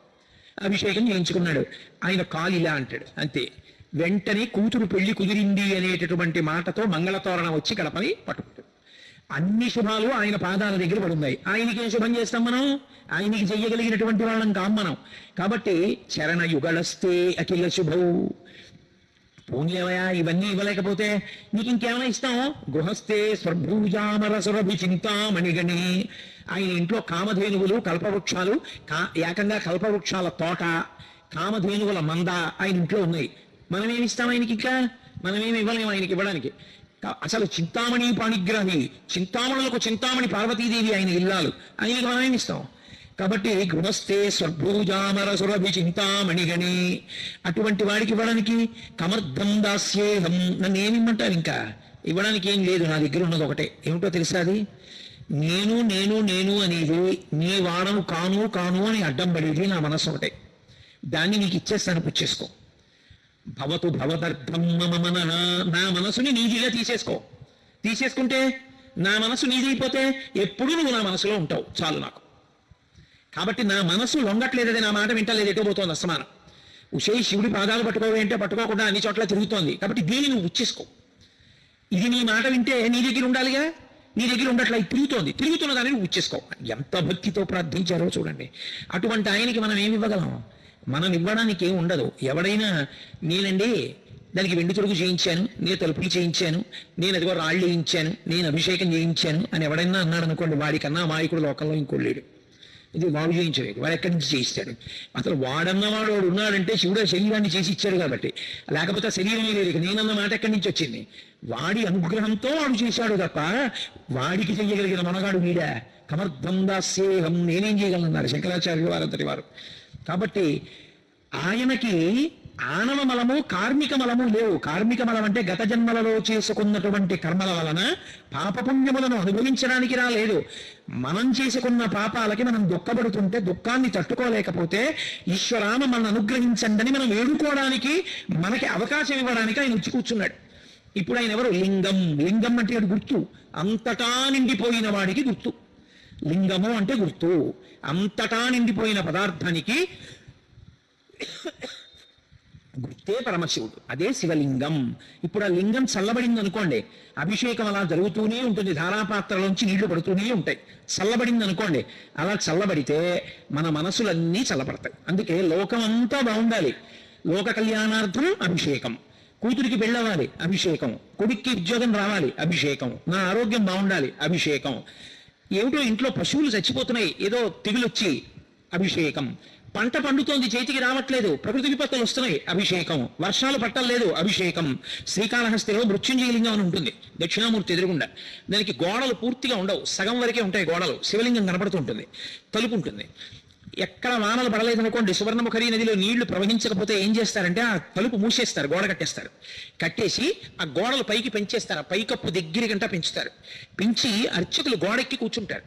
కూర్చుని సువర్ణముఖరి నదిలో ఉండేటటువంటి జలాల్ని కొత్త కుండలతో తెప్పించి రుద్రం అందరూ కూర్చుని చెప్తూ అభిషేకం చేసేస్తారు. చేసేస్తే ఆ నీళ్లలో శివలింగం మునిగిపోయే వరకు చేస్తారు. శివలింగం చివరి భాగం నీటిలో మునగగానే ఆకాశం అంతా నల్లటి మబ్బులు వచ్చి మెరుపులు మెరిసి వర్షం పడిపోతుంది. ఎన్ని మాటలో జరిగింది శ్రీకాళహస్తిలో. మీరు ఇప్పటికీ శ్రీకాళహస్తి వెళితే ఆ శివలింగం దక్షిణామూర్తి ఎదురుగున్నా ఉన్న శివలింగానికి వర్షాలు పడకపోతే అభిషేకం చేస్తారని చెప్పారు కోటేశ్వరారు. ఏదా శివలింగం అంటే చూపిస్తారు. కాబట్టి వర్షాలు పడలేదు, శివలింగానికి అభిషేకం. లోకంలో అన్నం దొరకట్లేదు, పరమశివుడికి అన్నాభిషేకం. ఏది జరగకపోయినా ఆయన చల్లబడితే మనం చల్లబడతాం. ఆయన ఎందుకు మరి వేడిగా ఉంటాడు? అంటే మనం ధర్మం పట్టుకోకపోతే, మనం తప్పుడు మార్గంలో తిరుగుతుంటే, వేదాన్ని వదిలిపెట్టేస్తే, భక్తితో బ్రతకవలసిన వాళ్ళు భక్తితో బ్రతకకుండా కృతజ్ఞతతో బ్రతుకుతుంటే, ఆయన దేవాలయంలో ఒక దీపం కూడా పెట్టకపోతే, ఆయనకి పట్టుకొచ్చి కృతజ్ఞతతో ఇన్నిచ్చిన వాడికి ప్రేమతో మళ్ళీ ఆయనకి ఏమి ఇవ్వకపోతే ఆయనకి చీకాకు కలుగుతుంది. తండ్రే అయినా తాను కష్టపడి పెంచి పెద్ద చేసినటువంటి కొడుకు, నాన్నగారు లోపలికి వస్తున్నారు అనుకోండి, ఏదో డబ్బులు లెక్క పెట్టుకుంటున్నాడు కొడుకు, నాన్నగారు లోపలికి వెళ్ళారు, ఆయన ఏం అడగలేదు, ఏమిట్రా డబ్బు ఎంత ఎక్కడిది అని ఏం అడగలేదు, కానీ చటుక్కున పెట్టిలో పెట్టి తలుపేసి తిరిగి నించున్నాడు అనుకోండి, ఆ తండ్రికి ఎంత బాధేస్తుంది. నేను వీడిని కని పెంచి పెద్ద చేశాను, ఉద్యోగం కూడా VRS పెట్టేశాను, వీడికి ఇంత చదువు చెప్పించాను, ఇల్లు కొనిచ్చాను, ఆ డబ్బు నేను పట్టుకుపోతానా, ఆ డబ్బు నన్ను చూసి చటుక్కుని పెట్టిలో పెట్టి తలుపేసుకున్నాడే అని పెద్ద ఆయనకి బాధ కలిగి ఆయన ఏం చేస్తాడంటే, నాన్న ఉందాం అనుకున్నాను కానీ ఏమిటో మన ఊరి మీదకి భ్రాంతి పోయిందిరా, నేను బయలుదేరిపోతున్నానని వెళ్ళిపోతాడు. ఉండడు. నేను అబద్ధం చెప్పాను అనుకుంటున్నారా? కృతజ్ఞతతో పాపభూయిష్టమైన జీవితంతో భగవంతుడి పట్ల మర్యాదతో బ్రతకకపోతే ఈ దేశంలో భగవంతుడు నడిచి వెళ్ళిపోయాడు దేవాలయాల్లోంచి. అనేక సంఘటనలు జరిగాయి. కంచి నుంచి కామాక్షి వెళ్ళిపోయింది అలా ఒకప్పుడు.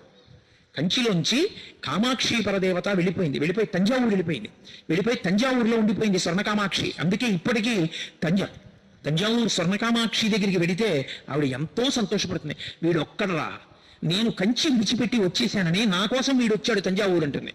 స్వర్ణకామాక్షి వెళ్ళిపోయింది. శ్రీరంగం నుంచి రంగనాథుడు వెళ్ళిపోయాడు ఒకప్పుడు. అలా వెళ్ళిపోతేనే కదా ఇవాళ తిరుమలలో రంగనాయకుల మంటపం ఉంది.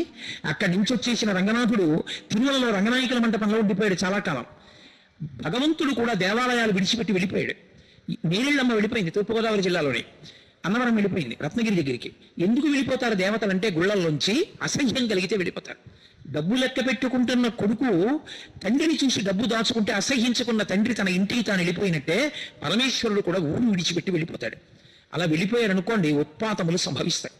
అందుకే మేమందరం రోజు నీకు ఉపచారాలు చేయట్లేదు, తప్పులే చేస్తున్నాం. అయినా నువ్వు మా కన్న తండ్రివి. ఏమీ తెలియనటువంటి బిడ్డడు మహాపండితుడైనటువంటి తండ్రిని గుండెల మీద కాళ్లతో తంతాడు. అంత మాత్రం చేత కాలు విరిచేస్తాడా తండ్రి? ముద్దు పెట్టుకుంటాడు.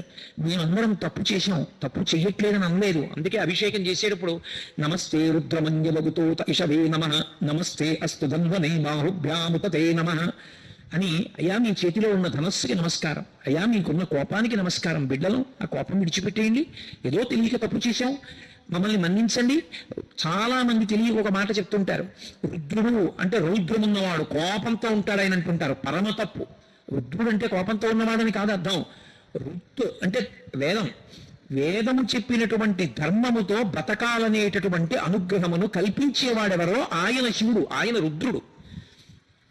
ఈ మాట కొంచెం జాగ్రత్తగా పట్టుకోవాలి. ఆయనకి పశుపతి అని ఒక పేరు. పశుపతి అంటే పశువులకు పతి. ఎవరు పశువులు? మనందరం పశువులని మీరేమనుకోకండి, మనందరం పశువులం. ఎందుకని? పశువు అంటే 3 మాటలు ఉంటాయి. ఒకటి రాట ఉంటుంది, 2 తాడు ఉంటుంది, దానితో కట్టబడేటటువంటి జంతువు ఉంటుంది. ఈ 3 ఉంటే పశువు. మనకి కూడా 3 ఉంటాయి. ఏంటి? రాట జన్మ, పుట్టడం రాట, పాశములు కర్మపాశములు. మనం అనేకమైనటువంటి రజోగుణ తమోగుణ ప్రవృత్తులతో తిరగడమే పశుత్వం. ఇప్పుడు కర్మపాశముల చేత జన్మ అనేటటువంటి స్తంభానికి పశువై కట్టబడి ఉంటాడు. ఎప్పుడైతే పశుత్వం పోయిందో పతి ఒకటే మిగులుతుంది. అప్పుడు పశువు ఉండడు, పతి ఉంటుంది. అంటే ఆయనే శివుడైపోతాడు. కట్టు కట్టడానికి, కట్టు విప్పడానికి ఒక మార్గం ఒకటి ఉంటుంది. ఇది మీకు అర్థమయ్యేటట్టు ఎలా చెప్పాలి అని నేను సతమతం అవుతున్నాను. కట్టు కట్టినటువంటి దాన్ని విప్పడానికి కూడా కట్టే వేయాలి. ఎలా వేస్తారంటే, మీకు పల్లెపట్టు గురించి తెలుసు కాబట్టి కొంత తెలుస్తుంది. ఆ రైతు పొలంలోకి వెళ్ళి సాయంకాలం ఇంటికి తిరిగి వచ్చేస్తూ ఇంట్లో ఉండేటటువంటి ఆవుకి పచ్చిగడ్డి మోపు కడతాడు. తాటాకు తీసుకొచ్చి గట్టిగా మోపు కట్టి ఆ తాటాకు చుట్టూ తిప్పి ఇలా తిప్పేసి ముడేసేసి దాని కిందకి దోపేస్తాడు. ఇప్పుడు అట్నుంచి తిరిగి వచ్చాడు, ఆ కట్టు విప్పాలి. ఇప్పుడు ఆ కట్టు విప్పాలనుకోండి, మళ్ళీ అందులోకి వేళ్లు దూర్పి తాటాకు పైకెత్తి మళ్ళీ వెనక్కి తిప్పక్కర్లేదు. ఓ తాడు తీసుకొచ్చి పచ్చిగడ్డి మోపు కింద నుంచి పెట్టి మోకాలతో నొక్కి తాటితో గట్టిగా ఇలా నొక్కుతాడు. ముడియకుండా దగ్గరగా చేసి ఇలా బిగిస్తాడు. ఇప్పుడు పచ్చిగడ్డి బాగా బిగుసుకుంటే వేసిన కట్టు ఊడిపోతుంది, వదిలిపోతుంది, దాన్ని లాగేస్తాడు. ముడేశాడా తాడు? వెయ్యలేదు, తాడిలా అంటాడు. ఇప్పుడు ముడేశాడా? వెయ్యడు. ముడి వేయకుండా కట్టు మీద కట్టులా తాటిని బిగించి ఉన్న కట్టు వదిలిపోయేటట్టు చేస్తాడు. అలా కట్టు ఉన్నంత కాలం కర్మపాశములు, పట్టి ఉన్నంత కాలం పశువు. ఆ పాశం పోవాలంటే, కట్టు పోవాలంటే ఆయన ఓ పని చేస్తాడు. పైన ఓ పెద్ద కట్టుతో నొక్కుతాడు. ఏమిటా కట్టు అంటే ధర్మం. ఇప్పుడు ఆయన చేస్తాడు, భక్తుడు కూడా. ఏమిటి చేస్తాడంటే ధర్మం కోసమే చేస్తాడు. ఇది చేసిన ఈశ్వరుడు ఇలా నన్ను బ్రతకమన్నాడు, ఆయన ఎలా బ్రతకమన్నాడో నేను అలా బ్రతుకుతున్నానంతే. అదే కర్మ తప్ప ఇంకా ఆయనకి ఏం కోరికలు ఉండవు. మీరు తరచుగా పురాణాల్లో ఒక మాట వినుంటారు. ఎప్పుడైనా ఋషులు తపస్సు చేసుకుంటున్నారు అనుకోండి, దేవతలు వెంటనే ఇంద్రుడు అప్సరసల్ని పంపిస్తాడు వాళ్ళ దగ్గరికి. ఏదో వసంత ఋతువుని కల్పిస్తాడు, వాళ్ళ దగ్గరికి వసంతుడిని పంపిస్తాడు, మన్మధుడిని పంపిస్తాడు. వాళ్ళ తపస్సు భగ్నం చేసేస్తుంటాడు. ఎందుకు ఆ పిచ్చి? ఎందుకు దేవతలు అలా చేయడం అంటే బాగా జ్ఞాపకం పెట్టుకోవాలి. ఎందుకు దేవతలు మనిషిని జ్ఞానమును పొందకుండా చూస్తారంటే, మనం మామూలుగా ఉన్నంత కాలం నాకేదో ఒకటి కలిసి రావాలి, ఏదో ఒకటి కలిసి రావాలి అన్నంత కాలం దేవతా సంబంధమైన క్రతువులు చేస్తాం. యజ్ఞాలు, యాగాలు, హోమాలు ఇవన్నీ చేస్తూ వానలు పడాలి, పంటలు పండాలి, మాకు పంటలు కలిసి రావాలి అని. నాకు దేవతల యొక్క అనుగ్రహంతో సంబంధం లేదు, నాకు జ్ఞానము కలగాలి అని ధార్మికమైన జీవనం ఒక్కటే లక్ష్యంగా పెట్టుకున్నాడు అనుకోండి. అప్పుడు ఇక అతను దేవతలకి అన్నం పెట్టడం అంటే ఇక యజ్ఞయాగాదులు చేయడు. ఆ స్థాయికి వెళ్ళిపోకుండా ఉండడం కోసం కిందే తీసుకురావడానికి వాళ్ళు తప్పుభంగం చేస్తుంటారు తప్ప అంతకన్నా వాళ్ళు ఏదో చెడ్డ పనులు చేయాలని కాదు. ఇప్పుడు శివుడు గట్టి కట్లు వేస్తాడు. వేస్తే ఆ వేసిన కట్లు జారిపోతాయి. అంటే ఇంతకుముందు మనం చేసినటువంటి పాపపుణ్యములన్న దూది పర్వతంలో ఒక చిన్న అగ్ని నిరుసుపడింది అనుకోండి, కాలిపోతుందా? కాలిపోదా? అన్ని పాపపుణ్యములు కాలిపోతాయి. కాలిపోతే జ్ఞానం ఒక్కటే మిగులుతుంది. ఇక పుట్టవలసిన అవసరం ఉండదు. అప్పుడు పశువు ఉండదు, జన్మ ఉండదు, రాట ఉండదు, పాశం ఉండదు, కట్టబడిన వాడు ఉండడు. పశువు పోతే మిగిలినది ఏది? పతి ఒక్కడే మిగులుతాడు. ఎవడా పతి? పతిం విశ్వస్యాత్మేశ్వరగం శాశ్వతగం శివం అచ్యుతం. ఆయనే పతి. ఆ పతిలోకి చేరిపోతాడు. అంటే ఇక్కడే వాడు పశుపతిగా మారుతాడు, శివుడు అవుతాడు. అది జ్ఞానమును పొంది మోక్షం పొందడం. అలా అక్కడ నుంచి క్రింద ఏ కోరికైనా తీర్చడం వరకు ఇవ్వగలిగిన వాడేవారు ఆయన ఒక్కడే. అందుకే పట్టుకెళ్ళి ఏం చెయ్యాలి ఆయనకి? ఆయన కోపం పోవడానికి మనం ఏం చెయ్యక్కర్లేదు. తప్పు ఒప్పుకుంటే చాలు, ఆయన సంతోషిస్తాడు. కొడుకు ఎన్నో తప్పులు చేశాడు, తండ్రి కక్ష పెట్టి కూర్చుంటాడా? నాన్నగారండి నేను మీ మాట వినలేదు, ఎన్నో తప్పులు చేశాను నాన్నగారండి, ఇప్పుడు నాకు అనుభవంలోకి వచ్చింది, తెలిసి వచ్చింది తప్పులు ఎంత బాధపడతాయో. నాన్నగారండి ఇక నేను తప్పు చెయ్యను, నేను చేసిన పాపాలు పోవడానికి ఒక వారం రోజులుండి మీతో కలిసి కూర్చుని సంధ్యావందనం చేసుకుని మీ కాళ్ళు పట్టి మీతో ఉండి వెళ్ళిపోతాను నాన్నగారు. ఇక నేను జీవితంలో ఎంతో భక్తితో ధార్మికంగా బతుకుతానన్నాడు. తండ్రి పరమ సంతోషాన్ని పొందేస్తాడా? పొందేయడా? మనం కూడా రుద్రంలో అవే మాటలు చెప్తాం. నాన్నగారండి తప్పైపోయింది నాన్నగారండి, నాన్నగారండి ఇంకెప్పుడు చేయండి నాన్నగారండి, ఒకటికి 2 మాటలు నాన్నగారండి నాన్నగారండి నాన్నగారండి అని ఎలా అంటామో, 2 వైపులా నమస్కారం వేస్తూ రుద్రం అలాగే చెప్తాం. అందుకే నమ సోమాయ చ రుద్రాయ చ నమ సామ్రాయ చ అరుణాయ చ నమ శంగాయ చ పశుపతయే చ నమ ఉగ్రాయ చ భీమాయ చ నమో అగ్రే వదాయ చ దూరే వదాయ చ నమో మంత్రే చ హన్యసై చ నమో వృక్షేభ్యో హరికేశేభ్యో నమస్తారాయ నమ సంభవే చ. అలా నమ నమ నమ నమ అటు నమ ఇటు నమ అటు నమ ఇటు నమ. అయ్యా నమస్కారం పెడుతున్నా క్షమించు, అయ్యా నమస్కారం పెడుతున్నా క్షమించు. సరిపో. ఆయన చల్లబడ్డాడు అనుకోండి, మనం చల్లబడతాం, లోకం చల్లబడుతుంది. ఇప్పుడు ఆయన ఉండడం ఆయనకా మనకా ఉపకారం? ఆయన ఉండడం మనకు ఉపకారం. ఆయన వెంటనే అనుగ్రహిస్తాడు. వెంటనే అనుగ్రహించి ఇంత ప్రశాంతత కల్పిస్తాడు. కాబట్టి సజ్జోజాత ముఖం ఉన్నవాడు అని పిలుస్తారు. అందుకని సజ్జోజాతుడు అని పిలిచిన శివాలయాలన్నిటిలోకి ఆగమంలో చాలా గొప్పది అని దేన్ని పిలుస్తారంటే, పశ్చిమాభిముఖమైనటువంటి శివలింగం ఏ గుళ్ళో ఉంటుందో ఆ శివాలయం మిగిలిన శివాలయాలన్నిటికన్నా గొప్పది. ఎందుకంటే శివుడి యొక్క పశ్చిమ ముఖం సజ్జోజాత ముఖం. సజ్జోజాతం ప్రపద్యామి సజ్జోజాతాయ వై నమో నమః అని ఆయన పంచమంత్ర పఠనంలో చెప్తాం కదా. సజ్జోజాతుడు అంటే అప్పటికప్పుడు అక్కడికక్కడ కోరిక తీర్చడానికి వచ్చి కటాక్షించేటటువంటి లక్షణం ఉన్నవాడు. కాబట్టి ఇప్పుడు ఆయన ఇటువంటి అనుగ్రహ ప్రదాత. కాబట్టి ఆయనకి కార్మిక మలము లేదు. అంటే గత జన్మలలో చేసుకున్నటువంటి కర్మల యొక్క ఫలితాన్ని అనుభవించడానికి వచ్చి కూర్చున్నవాడు కాడు. అలాంటి ఫలితాన్ని అనుభవించి మనం బాధపడుతుంటే మన బాధ పోవడానికి మార్గం కల్పించడానికి వచ్చి ఆయన కూర్చున్నాడు. దీనికి కార్మిక మలము లేనివాడు. 3వది మాయిక మలము అంటారు. మాయిక మలము అంటే మాయ. మాయ అన్న మాటకు అర్థం తేలికగా మీకు అర్థం అవ్వాలంటే నామము రూపము ఈ రెండిటిని మాయ అంటారు. అసలు వస్తువు ఏదో అది కనపడదు, పేరు పెట్టింది ఏదో అదే కనపడుతుంది. దీన్ని మాయా అని పిలుస్తారు. మీకు బాగా అర్థం అవ్వాలంటే ఒక ఉదాహరణ చెప్తే మీరు పట్టేసుకుంటారు. వెనకటికి ఒక ఆయన బంగారం కొట్టు నడిపేవాడు. ఏదో రాత్రి 8 అయ్యేటప్పటికి ఆయనకి 104 జ్వరం వచ్చేసింది. అంత జ్వరం వచ్చేసి చలి కుదుపు వచ్చి ఇంకా కొట్టులో కూర్చోలేక వెళ్ళిపోతూ ఒరే రాత్రి కొట్టుకి జాగ్రత్తగా దింపు, ఆ ఎదురుగుండా ఉన్నటువంటి చట్రం తాళాలు జాగ్రత్తగా వేసిరా ఇంటికి అని కొడుక్కి చెప్పి వెళ్ళిపోయాడు. మంచి జ్వరం, సంధిలో ఉన్నాడు, పడుకున్నాడు, నిద్రపోయాడు, ఏదో ఔషధం సేవించాడు, తెల్లవారేటప్పటికి జ్వరం తగ్గింది. కొడుకుని పిలిచాడు, ఎలా రాత్రి కొట్టంతా జాగ్రత్తగా ఉందా, తలుపులేసి తాళాలేసి వచ్చావా, లోపల ఉండవలసిన బంగారం అంతా ఉందా అన్నాడు. కొడుకు అన్నాడు, నాన్నగారు లోపల బంగారం ఏం లేదన్నాడు. బంగారం లేకపోవడం ఏమిట్రా, పరిగెత్తుకెళ్ళి చూసిరా అన్నాడు. గబగబా కొడుకు వెళ్ళి కొట్టు తాళం తీసి చూసి మళ్ళీ తాళం వేసేసి వచ్చి, నాన్నగారు లోపల బంగారం ఏమీ లేదన్నాడు. బంగారం లేకపోవడం ఏమిట్రా అన్నాడు. నిజం నాన్నగారు, చంద్రహారాలు ఉన్నాయి, ఉంగరాలు ఉన్నాయి, కేయూరములు ఉన్నాయి, కంకణాలు ఉన్నాయి, వడ్డాణాలు ఉన్నాయి, కర్ణాభరణములు ఉన్నాయి, పాపట పిందెలు ఉన్నాయి, గాజులు ఉన్నాయి, ఉంగరాలు ఉన్నాయి, బంగారం మాత్రం లేదు.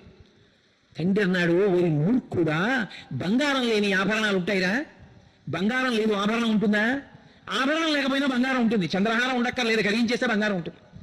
బంగారానికి విలువ, చంద్రహారానికి కాదు విలువ. చంద్రహారం పొడుగు చూసి డబ్బుచ్చుకోరు, చంద్రహారం బరువు చూసి డబ్బుచ్చుకుంటారు. అందులో ఎంత బంగారం ఉంది చూస్తారు. బంగారం ఇవ్వకుండా చంద్రహారం ఇవ్వండి అంటే ఇస్తారా? చంద్రహారం లేకపోయినా బంగారం ముద్దగా ఇంట్లో పెట్టుకోవచ్చు, అంతే విలువ. ఉదే ఉన్నది బంగారమేరా, చంద్రహారాలుగా, గొలుసులుగా, ఉంగరాలుగా, కేయూరములుగా, పాపట పిందులుగా ఉంది. బంగారం లేదంటే మూర్ఖుడా, ఉన్నది ఆభరణములు బంగారమే.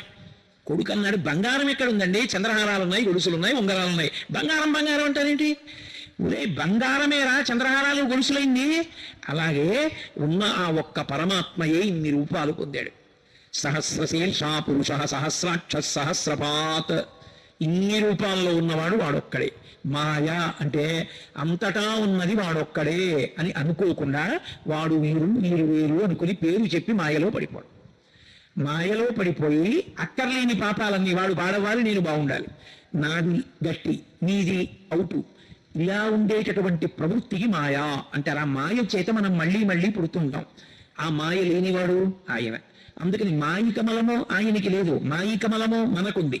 కాబట్టి ఆనవమలమో, కార్మికమలమో, మాయికమలమో మూడిటితో తయారైన వాళ్ళం మనం. ఈ మూడు మలములు లేకుండా తయారైన వాడు పరమేశ్వరుడు. తయారైన వాడన్న మాట కూడా వాడకూడదు, ఆయన యందు లేవు అంతే.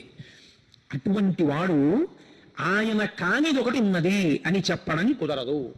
అసలు ఆయన కానిది ఇది ఉందండి, శివుడు కానిది ఏదైనా ఉందా అని నేను అడిగాను అనుకోండి, మీకు లోకంలో నేను ఒకటి చూపిస్తాను, శివుడు కానిది ఒకటి ఉన్నదే అని చెప్పడానికి ఏదీ లేదు. శివుడే అష్టమూర్తి అని పిలుస్తారు. శివుడే మనం ఈ కంటితో చూడడానికి వీలుగా 8 రూపములను పొందుతాడు. అయితే చిత్రం ఏంటంటే ఈ 8 రూపాలని కూడా పూర్తిగా పూర్తి చేయడం ఎవరికీ సాధ్యం కాదు. అందులో మొదటిది భూమి, రెండవది నీరు, మూడవది నిప్పు, నాలుగవది వాయువు, ఐదవది ఆకాశం, ఆరవది సూర్యుడు, ఏడవది చంద్రుడు, 8వది జీవుడు. నేను అనుకుంటుంటానే జీవుడు, ఆ జీవుడు 8వది. ఈ 8 శివుని యొక్క మూర్తులు, అందుకే అష్టమూర్తులు అని పిలుస్తారు. భూరంభం శనలు నిరోంబర మహార్ణధో హిమాం సుప్రమాన్ ఇత్యాభాతి చరాచరాత్మకమిదం యస్యేదమూర్త్యస్తకం నాణ్యకించన విద్యతే విశతాం యస్మాత్ పరస్మాద్విభూ తస్మై శ్రీ గురుమూర్తయే నమ ఇదం శ్రీ దక్షిణామూర్తయే అంటారు శంకర భగవత్పాదులు దక్షిణామూర్తి స్తోత్రంలో. ఈ 8గా ఉంటాడు. ఇప్పుడు నాకు ఒకటి చెప్పండి, ఈ 8 కానిది ఒకటి ఏమైనా ఉందా లోకంలో? ఉండదు, 8 ఉంటాయి. భూమి శివస్వరూపం. ఇప్పుడు నాకు చెప్పండి, అసలు మనం అనుభవిస్తున్నటువంటి సుఖమన్న మాట ఏది ఉన్నా శివుని యొక్క ఉచ్ఛిష్టమే. శివుని వలననే సుఖం ఉన్నది. ఈ భూమి లేదు, ఎక్కడ నిలబడతావు? ఈ భూమి లేదు, పంట ఎక్కడి నుంచి వస్తుంది? ఈ భూమి లేదు, ఇల్లు ఎక్కడ కడతావు? ఈ భూమి లేదు, భూమిలోంచి బొగ్గు రాకపోతే, భూమిలోంచి పెట్రోల్ రాకపోతే, భూమిలోంచి ఇల్లు రాకపోతే కారు ఎక్కడి నుంచి తయారు చేస్తావు? విద్యుత్ శక్తి ఎలా తయారు చేస్తావు? నీరు లేదు, ఏం తాగి బతుకుతావు? పంట పండకపోతే ఏం తిని జీవరాశులన్నీ జీవిస్తాయి? గాలి లేదు, అసలు ప్రపంచం ఎలా నిలబడుతుంది? నిలబడదు. అగ్ని లేదు, ఎలా బ్రతుకుతుంది ఈ ప్రపంచం? ఉండదు. పృథివీ ఆపస్తేజోవాయు ఆకాశములు ఆయనే. ఆకాశముగా అంతటా నిండిపోయినవాడు వ్యోమవత్యప్తదేహాయ దక్షిణామూర్తయే నమః. ఆకాశమై నిండిపోయినవాడు ఆయనే. సూర్యుడిగా ఉన్నవాడు ఆయనే. సూర్యుడుగా ఆయన లేడనుకోండి, అసలు లోకానికి ఆరోగ్యం ఎక్కడుంటుంది? ఆరోగ్యం భాస్కరాదిచ్చేత్. సూర్యకిరణముల యొక్క స్పర్శ వలన రోగకారకములైనటువంటి జీవులు చనిపోతాయి. సూర్య కిరణములు పడితే చాలు ఆరోగ్యం లభిస్తుంది. అందుకే పూర్వం కేవలముగా సూర్యకిరణములు పడినటువంటి పదార్థములను కొన్నింటిని తినేవారు. ఆ పదార్థములు తినకుండా ఉండేవారు కాదు, రేగుడియాలని పెట్టేవారు ప్రత్యేకం. అవేమి ఆ నూనెలోనో ఎందులోనో వేయించరు. రేగుపళ్ళు తీసుకొచ్చి సూర్యకిరణాల్లో పెడతారు, గట్టి పడతాయి. ఆ రేగుపళ్ళు రేగు ఉడియాలు దాచుకుని ఆ ఉడియని తినేవారు. అసలు ఈ గడ్డంతా రేగు చెట్లతో కూడుకున్నటువంటిది. ఆ రేగు పండు తింటే సూక్ష్మ క్రిములు నశిస్తాయి, అది ఆరోగ్యకారకం. అలాగే అప్పడం ఒత్తి సూర్యకిరణాలకు ఎదురుగుండా తీసుకొచ్చి పెడతారు. పెడితే సూర్యకిరణముల చేత అప్పడం ఎండుతుంది. ఆ ఎండిన అప్పడాన్ని తీసుకెళ్లి డబ్బాలో పెట్టి ఉంచుతారు. ఎన్ని నెలలు ఉంటుంది, పాడవదు. సూర్యకిరణములు తగిలితే సూక్ష్మక్రిములు పోయి నిలవ ఉండే శక్తి వస్తుంది. సూర్యకిరణములే ఆరోగ్యములకంతటికీ కూడా కారణము. అటువంటి సూర్యబింబంగా ఉండేటటువంటి వాడు పరమశివుడు. ఏది ఆయన వంక చూస్తూ ఓ రోజు పొద్దున్నుంచి సాయంకాలం వరకు పూజ చేయి, సాధ్యమా? అసలు పువ్వును విసిరింది ఆయన మీద పడుతుందా? నువ్వు వేసిన నీళ్లు ఆయన మీద పడతాయా? చెయ్యలేవు. పృథివీకి అంతటికీ పూజ, ఈ భూమండలానికి అంతటికీ పూజ చేయగలవా? చెయ్యలేవు. ఉన్న నీటికి అంతటికీ పూజ చెయ్యలేవు. గాలికంతటికీ పూజ చెయ్యలేవు. ఆకాశానికి అంతటికీ పూజ చెయ్యలేవు. అగ్నికంతటికీ పూజ చెయ్యలేవు. చంద్రబింబానికి పూజ చెయ్యలేవు. జీవుడికి పూజ చెయ్యలేవు. నేనంటున్నావే, ఆ నేనన్నది ఎక్కడుందని దానికి పూజ చేస్తావు? చెయ్యలేవు. మరి ఇప్పుడు ఆ 8 శివుడైతే అసలు ఆయనకి పూజలా? చెయ్యలేం. కాబట్టే ఈ 8ంటికి ప్రతినిధులుగా మళ్ళీ 8 లింగాలుగా వచ్చాడు ఆయన. అందుకే కంచిలో పృథివీలింగం, కాంచీపురంలో ఏకాంబరేశ్వరుడు ఈ పృథివీకంతటికీ సంకేతం. పృథివీ పట్ల మనం అనేకమైనటువంటి దోషాలు చేస్తాం. పృథివీ సూక్తం అని అందులో చెప్తారు. యన్మృత్తికాత్మనే పాపం. భూమి మీద గట్టిగా తాళనం చేయకూడదు. నడిచి వెడుతున్నాడు అనుకోండి, చప్పుడు అవ్వకూడదు. చప్పుడైందనుకోండి, భూమిని తాళనం చేసిన దోషం వస్తుంది. నిష్కారణంగా భూమిని తవ్వకూడదు. కారణం లేకుండా పుల్ల మొక్కెట్టి, గోళ్ళెట్టి, వేళ్ళెట్టి, కాళ్ళెట్టి మట్టి తవ్వాడనుకోండి, దోషం వస్తుంది. మృత్తికని నిష్కారణంగా కొట్టకూడదు. మృత్తిక మీద ఎక్కడ పడితే అక్కడ మలమూత్ర విసర్జన చేయకూడదు. ఈ దోషములు పోవాలంటే పృథివీలింగానికి పూజ చేయాలి, ఆయన్ని దర్శనం చేసి నమస్కరించాలి. కంచిలో పృథివీలింగం అయి ఉన్నాడు. మట్టి దేనికి కరిగిపోతుంది? నీటికి కరిగిపోతుంది. మట్టి మీద నీళ్లు పోసామనుకోండి, కరిగిపోతుంది. మరి పృథివీలింగం అయితే దాని మీద అభిషేకం ఎలా? నీళ్లతో ఎలా అభిషేకం చేస్తారు? అందుకే కంచిలో పృథివీలింగానికి నీళ్లతో అభిషేకం చేయరు, మల్లె నూనెతో అభిషేకం చేస్తారు. ఒక్క మల్లె నూనె పోస్తారంతే. ఏకాంబరేశ్వర లింగం మీద మీరు ఇప్పటికీ కంచి వెడితే పక్షి గూడుగా ఉంటుంది. దేంతో అభిషేకం చేస్తారండి అని అడిగారు అనుకోండి, అక్కడికి గంగాజలాలు అవి పట్టుకెడితే చేయరు, ఒక్క మల్లె నూనెతో అభిషేకం చేస్తారు. జలములు, ఈ నీరంతా కలిపి జంబుకేశ్వరంలో ఉంది శివలింగం, జలలింగం అంటారు. ఆ శివలింగం దగ్గర నీరు ఊరుతుంటుంది, కానీ ఎవరి మీద చల్లరా నీటిని పోడిసి పక్కన పోసేస్తుంటారు. నీటికంతటికి ఆయన గుర్తు జలలింగం. అరుణాచలం అగ్నిలింగం, చిదంబరం ఆకాశలింగం. అలాగే కంచిలో పృథివీలింగం, జంబుకేశ్వరంలో జలలింగం, అరుణాచలంలో అగ్నిలింగం, చిదంబరంలో ఆకాశలింగం. పృథివీ ఆపస్ తేజో వాయు ఆకాశములు. శ్రీకాళహస్తిలో వాయులింగం. అందుకే ఇప్పటికీ ఈ భూమి మీద ఉన్న గాలి అంతా నేనే అని చెప్పడం కోసమని కాళహస్తీశ్వర లింగానికి ఎదురుగుండా పెద్ద ప్రమిదలో 2 ఒత్తులు వెలుగుతుంటాయి. మిగిలినటువంటి దీపాలన్నీ అలా నిలబడి ఉంటాయి. ఈ ఒక్క 2 ఒత్తులు శివలింగానికి ఎదురుగుండా ఉంటాయి. గాలి అంతా ఏది అంటే ఆయన ఉచ్ఛ్వాస నిశ్వాసాలు. ఆయన విడిచిపెట్టి పీల్చే గాలి ప్రపంచమంతా ఉంటుంది. గాలి నేనేను సుమా అని చెప్పడానికే శ్రీకాళహస్తిలో శివలింగం ఎదురుగుండా ఉన్నటువంటి ప్రమిదలో ఉన్న 2 ఒత్తులలో వెలుగుతున్న దీపాలు ఎప్పుడు కదులుతుంటాయి ఇలా. ఒకనకొకప్పుడు బ్రిటిష్ వాళ్ళు ఈ దేశాన్ని పరిపాలించినప్పుడు ఇదంతా ఉట్టి తప్పు మాట, ఎక్కడి నుంచో గాలి వస్తుంది, కదులుతున్నాయి ఆ ఒత్తులు. తలుపులన్నీ వేసేసారనుకోండి, ఆక్సిజన్ అయిపోయింది అనుకోండి, దీపం నిధనం అయిపోతుంది. ఏదో చిన్న ఒత్తి వేసి ఓ గాజు ఇది అడ్డు పెట్టేదానికి పైన చిన్న జాగా ఉంటుంది, దాని మీద మూత పెట్టేశారనుకోండి, లోపల ఉన్న ఆక్సిజన్ అయిపోతే దీపం నిధనం అయిపోతుంది, ఆరిపోతుంది. శ్రీకాళహస్తిలో అలా జరుగుతుంది అని ఏం చేశారంటే బ్రిటిష్ వాళ్ళు తలుపులన్నీ వేసేశారు. నేను చూస్తాం ఎందుకు ఆరిపోవో దీపాలని. అన్ని దీపాలు ఆరిపోయాయి. కాళహస్తీశ్వరుడు ఎదురుగుండా ఉన్న 2 దీపాలు మాత్రం ఆక్సిజన్ లోపల అయిపోయినా కూడా ఆ 2 జ్యోతులు మాత్రం అలా కదులుతూ వెలుగుతూనే ఉన్నాయి. ఈ దేశానికి సంబంధించని వాళ్ళు, ఈ మతానికి సంబంధించని వాళ్ళు, పశ్చిమ దేశాల నుంచి వచ్చిన వాళ్ళు 2 చేతులు ఎత్తి నమస్కారం చేశారు. ఇది ఈ దేశం యొక్క గొప్పతనం అని. కాబట్టి వాయువు కాళహస్తీశ్వరలింగం అయి ఉన్నాడు.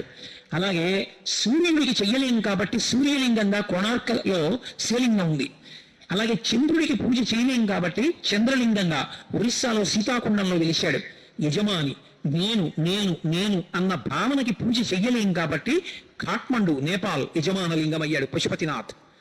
కాబట్టి ఈ నేను ఆ నేనులో కలిసిపోయి అఖండమైపోవాలి, అందుకే పశుపతినాథ్ అయ్యాడు. ఇప్పుడు ఈ 8 మూర్తులు ఆయనై 8 లింగములుగా మారాడు.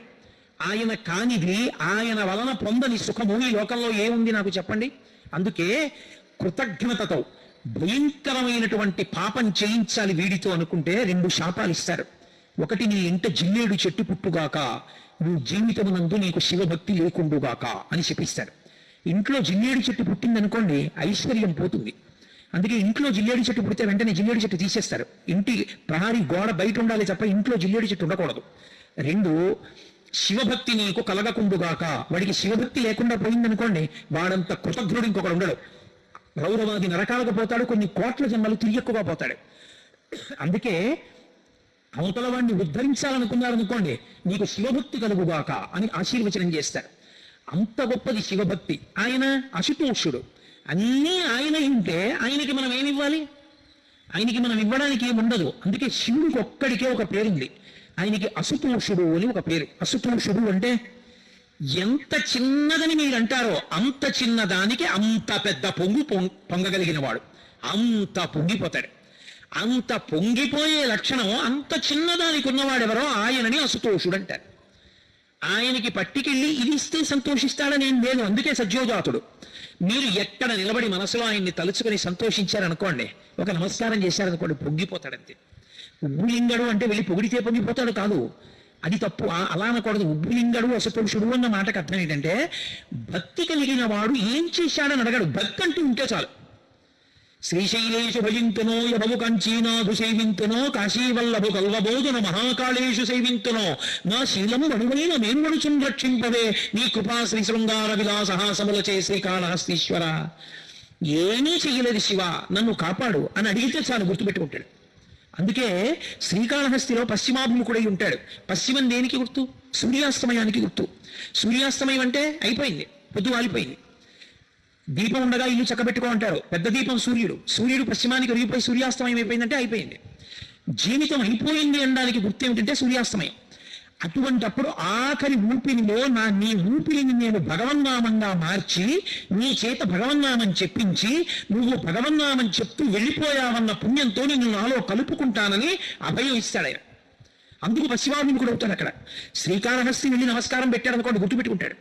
నిన్ను నేను గుర్తుపెట్టుకోవాలని వాడి ఆఖరి ఊపిరిలో భగవన్నామని చెప్పిస్తాడు. చెప్పించి తనలో కలుపుకుంటాడు. అశుతోషుడు.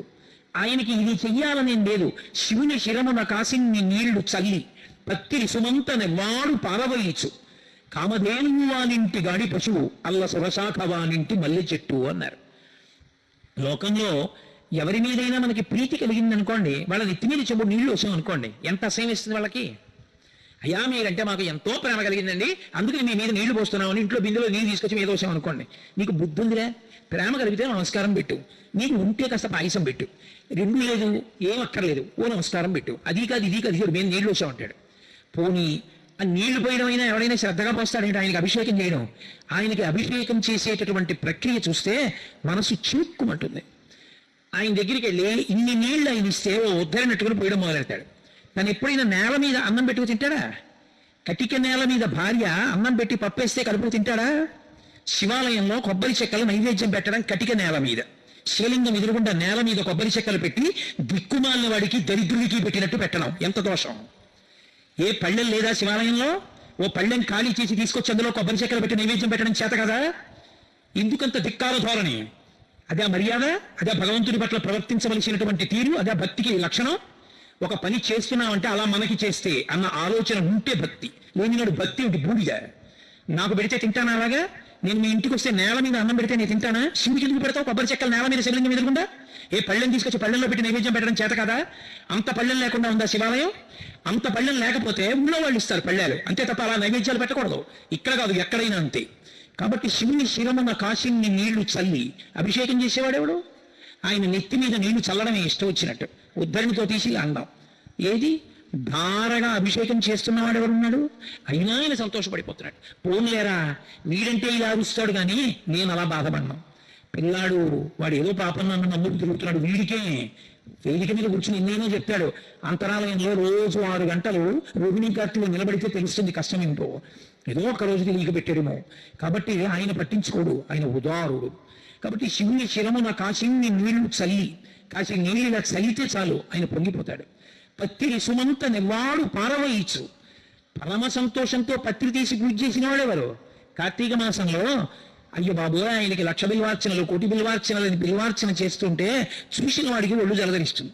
ఆ రొట్టంతా తీసుకొస్తారు గుళ్ళల్లో, కనీసం ఓ బట్ట కూడా పరసరు, నేల మీద పారేస్తారు. నేల మీద పడేస్తే పృథివీ శివలింగం ఏమైంది? అయిపోయింది పూజ. నేల మీద పడితే పూజ అయిపోయింది అంతే. ఎందుకంటే పృథివీ శివలింగం అని ఇందాకనే చెప్పాను, పూజ అయిపోయిందా? ఇప్పుడు అయిపోయిన పూజకి మళ్ళీ అదే పత్రి తీసి వేస్తే ఏమైంది? పునఃపూజ అయింది. పూజ ఎక్కడైంది?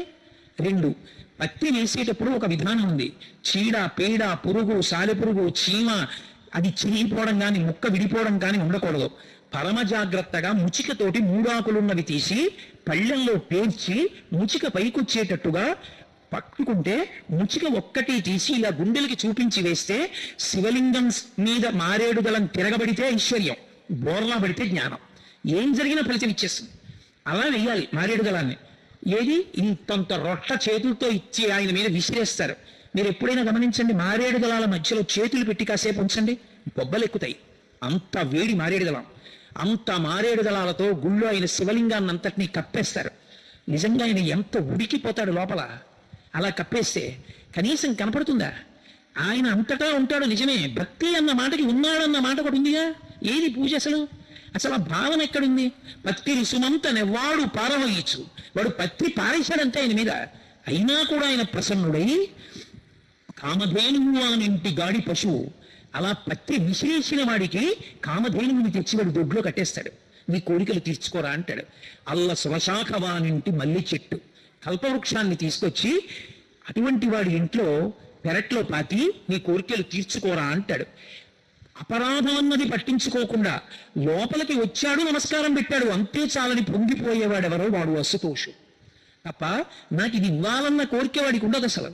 అంతటి ప్రసన్న హృదయుడై చిన్న దోషం కూడా పట్టించుకోకుండా శివ అని పిలిచినంత మాత్రం చేత పొంగిపోయేటటువంటి మనసు ఉన్నవాడెవరో వాణ్ణి శివుడని పిలుస్తారు. అందుకే మీరు చూడండి, శివభక్తి యొక్క చరిత్ర మీరు పరిశీలన చేస్తే లోకానికి అపరాధంగా కనపడినవన్నీ కూడా భక్తి ఉన్నప్పుడు ఆయన ఉపచారంగా తీసుకున్నాడు. లోకం అపచారంగా తీసుకుంది దాన్ని. ఒకప్పుడు శివభక్తులు 63 మంది ఉన్నారు నాయనార్లు. అందులో నీలనక్క నాయనార్ అని ఒక నాయనార్. ఆ నాయనార్ పరమేశ్వరుడికి కళ్ళు మూసుకొని మారేడు దళాలు వేస్తున్నాడు. భార్య మారేడు దళాలు పేర్చి పళ్ళెం ఇస్తోంది. ఆయన ఒళ్ళో పెట్టుకుని పరవశంతో అప్పుడప్పుడు కళ్ళు మూసుకుని ఆ చివర ఉన్న ఈయన పట్టుకుని శివలింగం మీద వేస్తున్నాడు. కొంతసేపు అయిన తర్వాత ఆవిడ చూడలేదు, ఒక మారేడు దళం మీద సాలెపురుగు ఉంది. సాలెపురుగు ఆయుర్వేదంలో అన్నిటికన్నా పెద్ద విషం ఉన్న ప్రాణి సాలెపురుగే. అత్యంత ప్రమాదకరమైన ప్రాణిగా ఆయుర్వేదంలో చెప్పబడేది ఏది అంటే సాలెపురుగే. సాలెపురుగు పాకుతోంది. సాలెపురుగుకి ఒళ్ళంతా విషం. అది పాకితే చాలు దద్దుర్లు వస్తాయి. అది పాకితే కొన్నాళ్ల పాటు పోదు. అటువంటి ర్యాష్ అంటారే, అటువంటి దద్దుర్లు వచ్చేస్తాయి. అది శివలింగం మీద పాకుతోంది పెద్ద సాలెపురుగు. నీలనక్క నాయనార్ భార్య చూసింది. నాయనారు కూడా చూశాడు. ఆయన మహానుభావుడు, ఆయన ఒంటి మీద సాలెపురుగు పాకితే నీకు లెక్క ఊరుకున్నాడు. నాయనార్ భార్య చూశాను కొద్దీ, అమ్మో నా తండ్రి శరీరం అంతా కోమలంగా ఉంటుంది, ఆయన ఒళ్ళంతా పాకేస్తుందే సాలెపురుగు, ఒళ్ళంతా ఎంత కట్లు కట్టేస్తుందో, ఎంత దురద పెడుతుందో ఆయనకని భయపడి కన్నతల్లి పిల్లవాడికి ఏదైనా ఇబ్బంది వస్తే వెంటనే తూతూ అంటుంది అని శ్రీకృష్ణ కర్ణామృతంలో లీలాంశకుడు కూడా అంటాడు. ఆ తూతూ అని ఉమ్మేసి గబగబా రాసేస్తుంది ముందు వాడికి ఆ ఇబ్బంది కలగకుండా చూడ్డానికి. అలా ఆమె కన్న తల్లిలా అమ్మో శివుడికి ఎక్కడ ఇబ్బంది వస్తుందో అని చేతిలో ఉమ్మేసుకుని శివలింగానికి రాసేసింది. రాస్తే నాయనారు చూశాడు. చీ దుర్మార్గురాలా, శివలింగానికి ముందు రాశావా? ఇక నేను నా జీవితంలో నిన్ను చూడను. ఇంటి బయట వేరే ఇల్లుంది, ఆ ఇంట్లో ఉండు, ఇక నువ్వు నా కంట పడద్దు జీవితంలో అన్నాడు. ఆమె బాధపడుతూ వెళ్ళి ఆ ఇంట్లో ఉంది. రాత్రి నాయనారు వెళ్ళి పడుకున్నాడు. పరమశివుడు కల్లోకి వచ్చాడు. ఒళ్ళంతా దద్దుర్లే, ఒక్క చోట దద్దుర్లు లేవు. అడిగిపోయి నాయనారు అడిగాడు, శివ ఏమిటి మీ ఒళ్ళంతా దద్దుర్లని అడిగాడు. నువ్వు మారేడు దళానికి సాలెపురుగు ఉండగా చేసేసావుగా పూజ, అది నా ఒళ్ళంతా పాకింది, ఒళ్ళంతా దద్దుర్లు వచ్చాయి. ఇక్కడ ఒక్క చోట దద్దురు ఎందుకు లేదో తెలుసా? నా ఒళ్ళు దద్దుర్లు ఎక్కుతోందని బెంగ పెట్టుకుని మీ ఆవిడ ఉమ్ము రాసింది. భక్తితో మీ భార్య ఉమ్ము రాసిన చోట దద్దురు ఎక్కలేదు, నీ చేసిన పూజకి ఒళ్ళు దద్దుర్లు ఎక్కిందన్నాడు. శివ ఎంత తప్పైందో నాకు అర్థమైంది, నన్ను మన్నించు శంకర అని వెళ్ళి భార్యను తీసుకొచ్చి వేలుకున్నాడు. కాబట్టి అసుతోషుడు ఏ పని చేశారన్నది కాదు, ఆయన అందులో ఉండేటటువంటి భక్తిని చూస్తాడు. వాడు భక్తితో చేశాడా ఈ పని, పొంగిపోతాడంతే.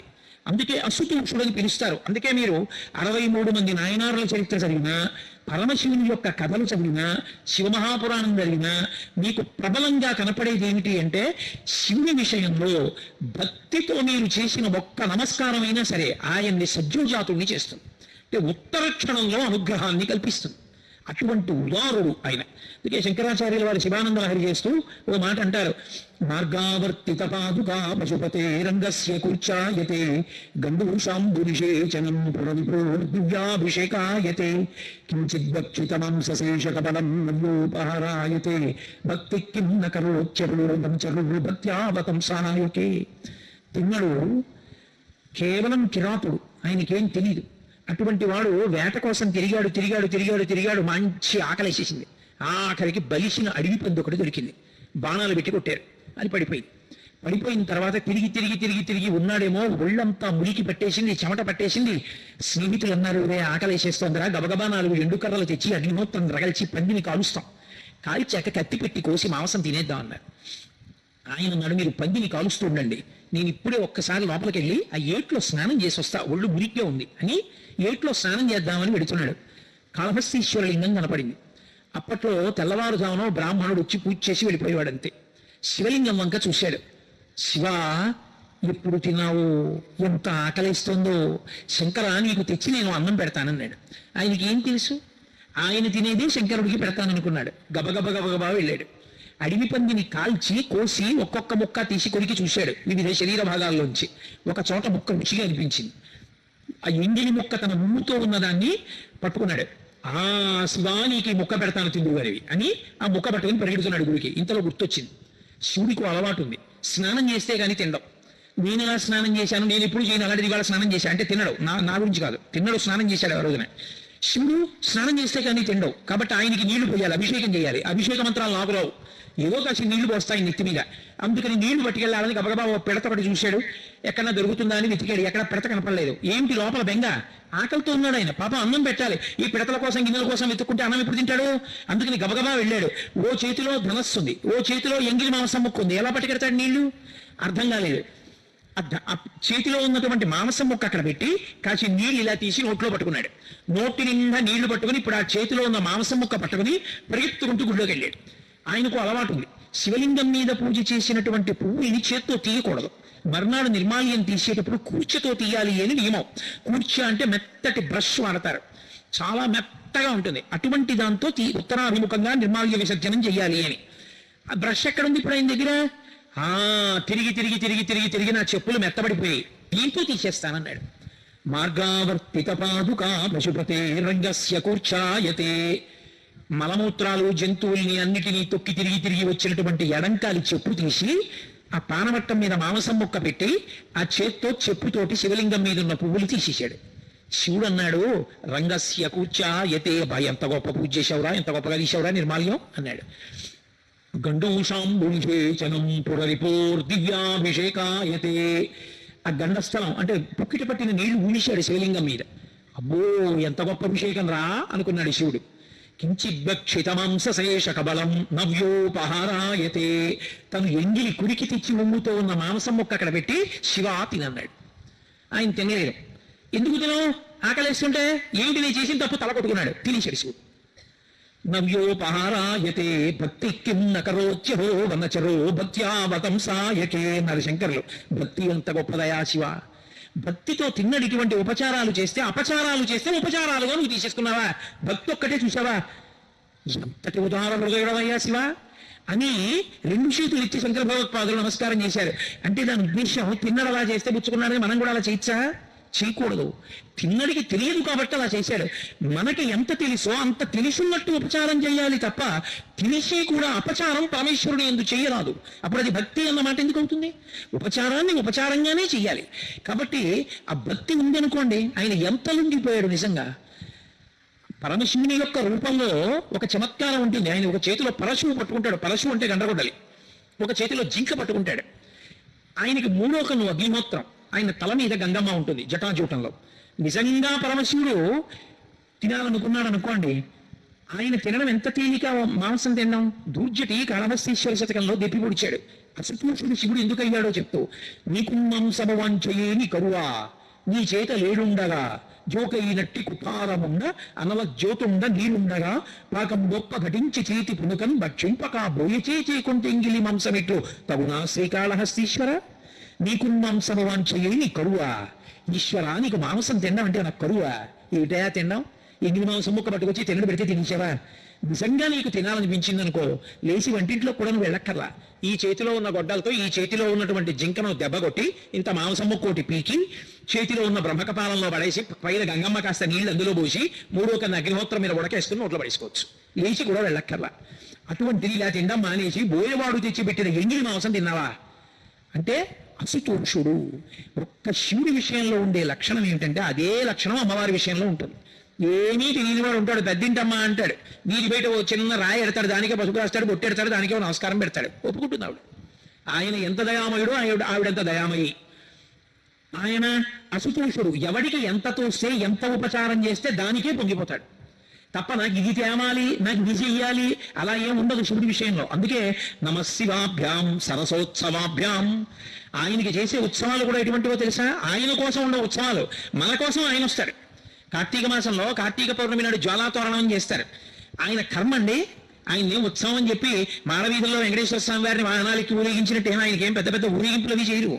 ఆయనకి చేసే ఉత్సవం ఏంటంటే ఆవిరి గట్టి తీసుకొచ్చి పెద్ద తోరణం కట్టి దానికి అగ్నిహోత్రం వెలిగిస్తారు.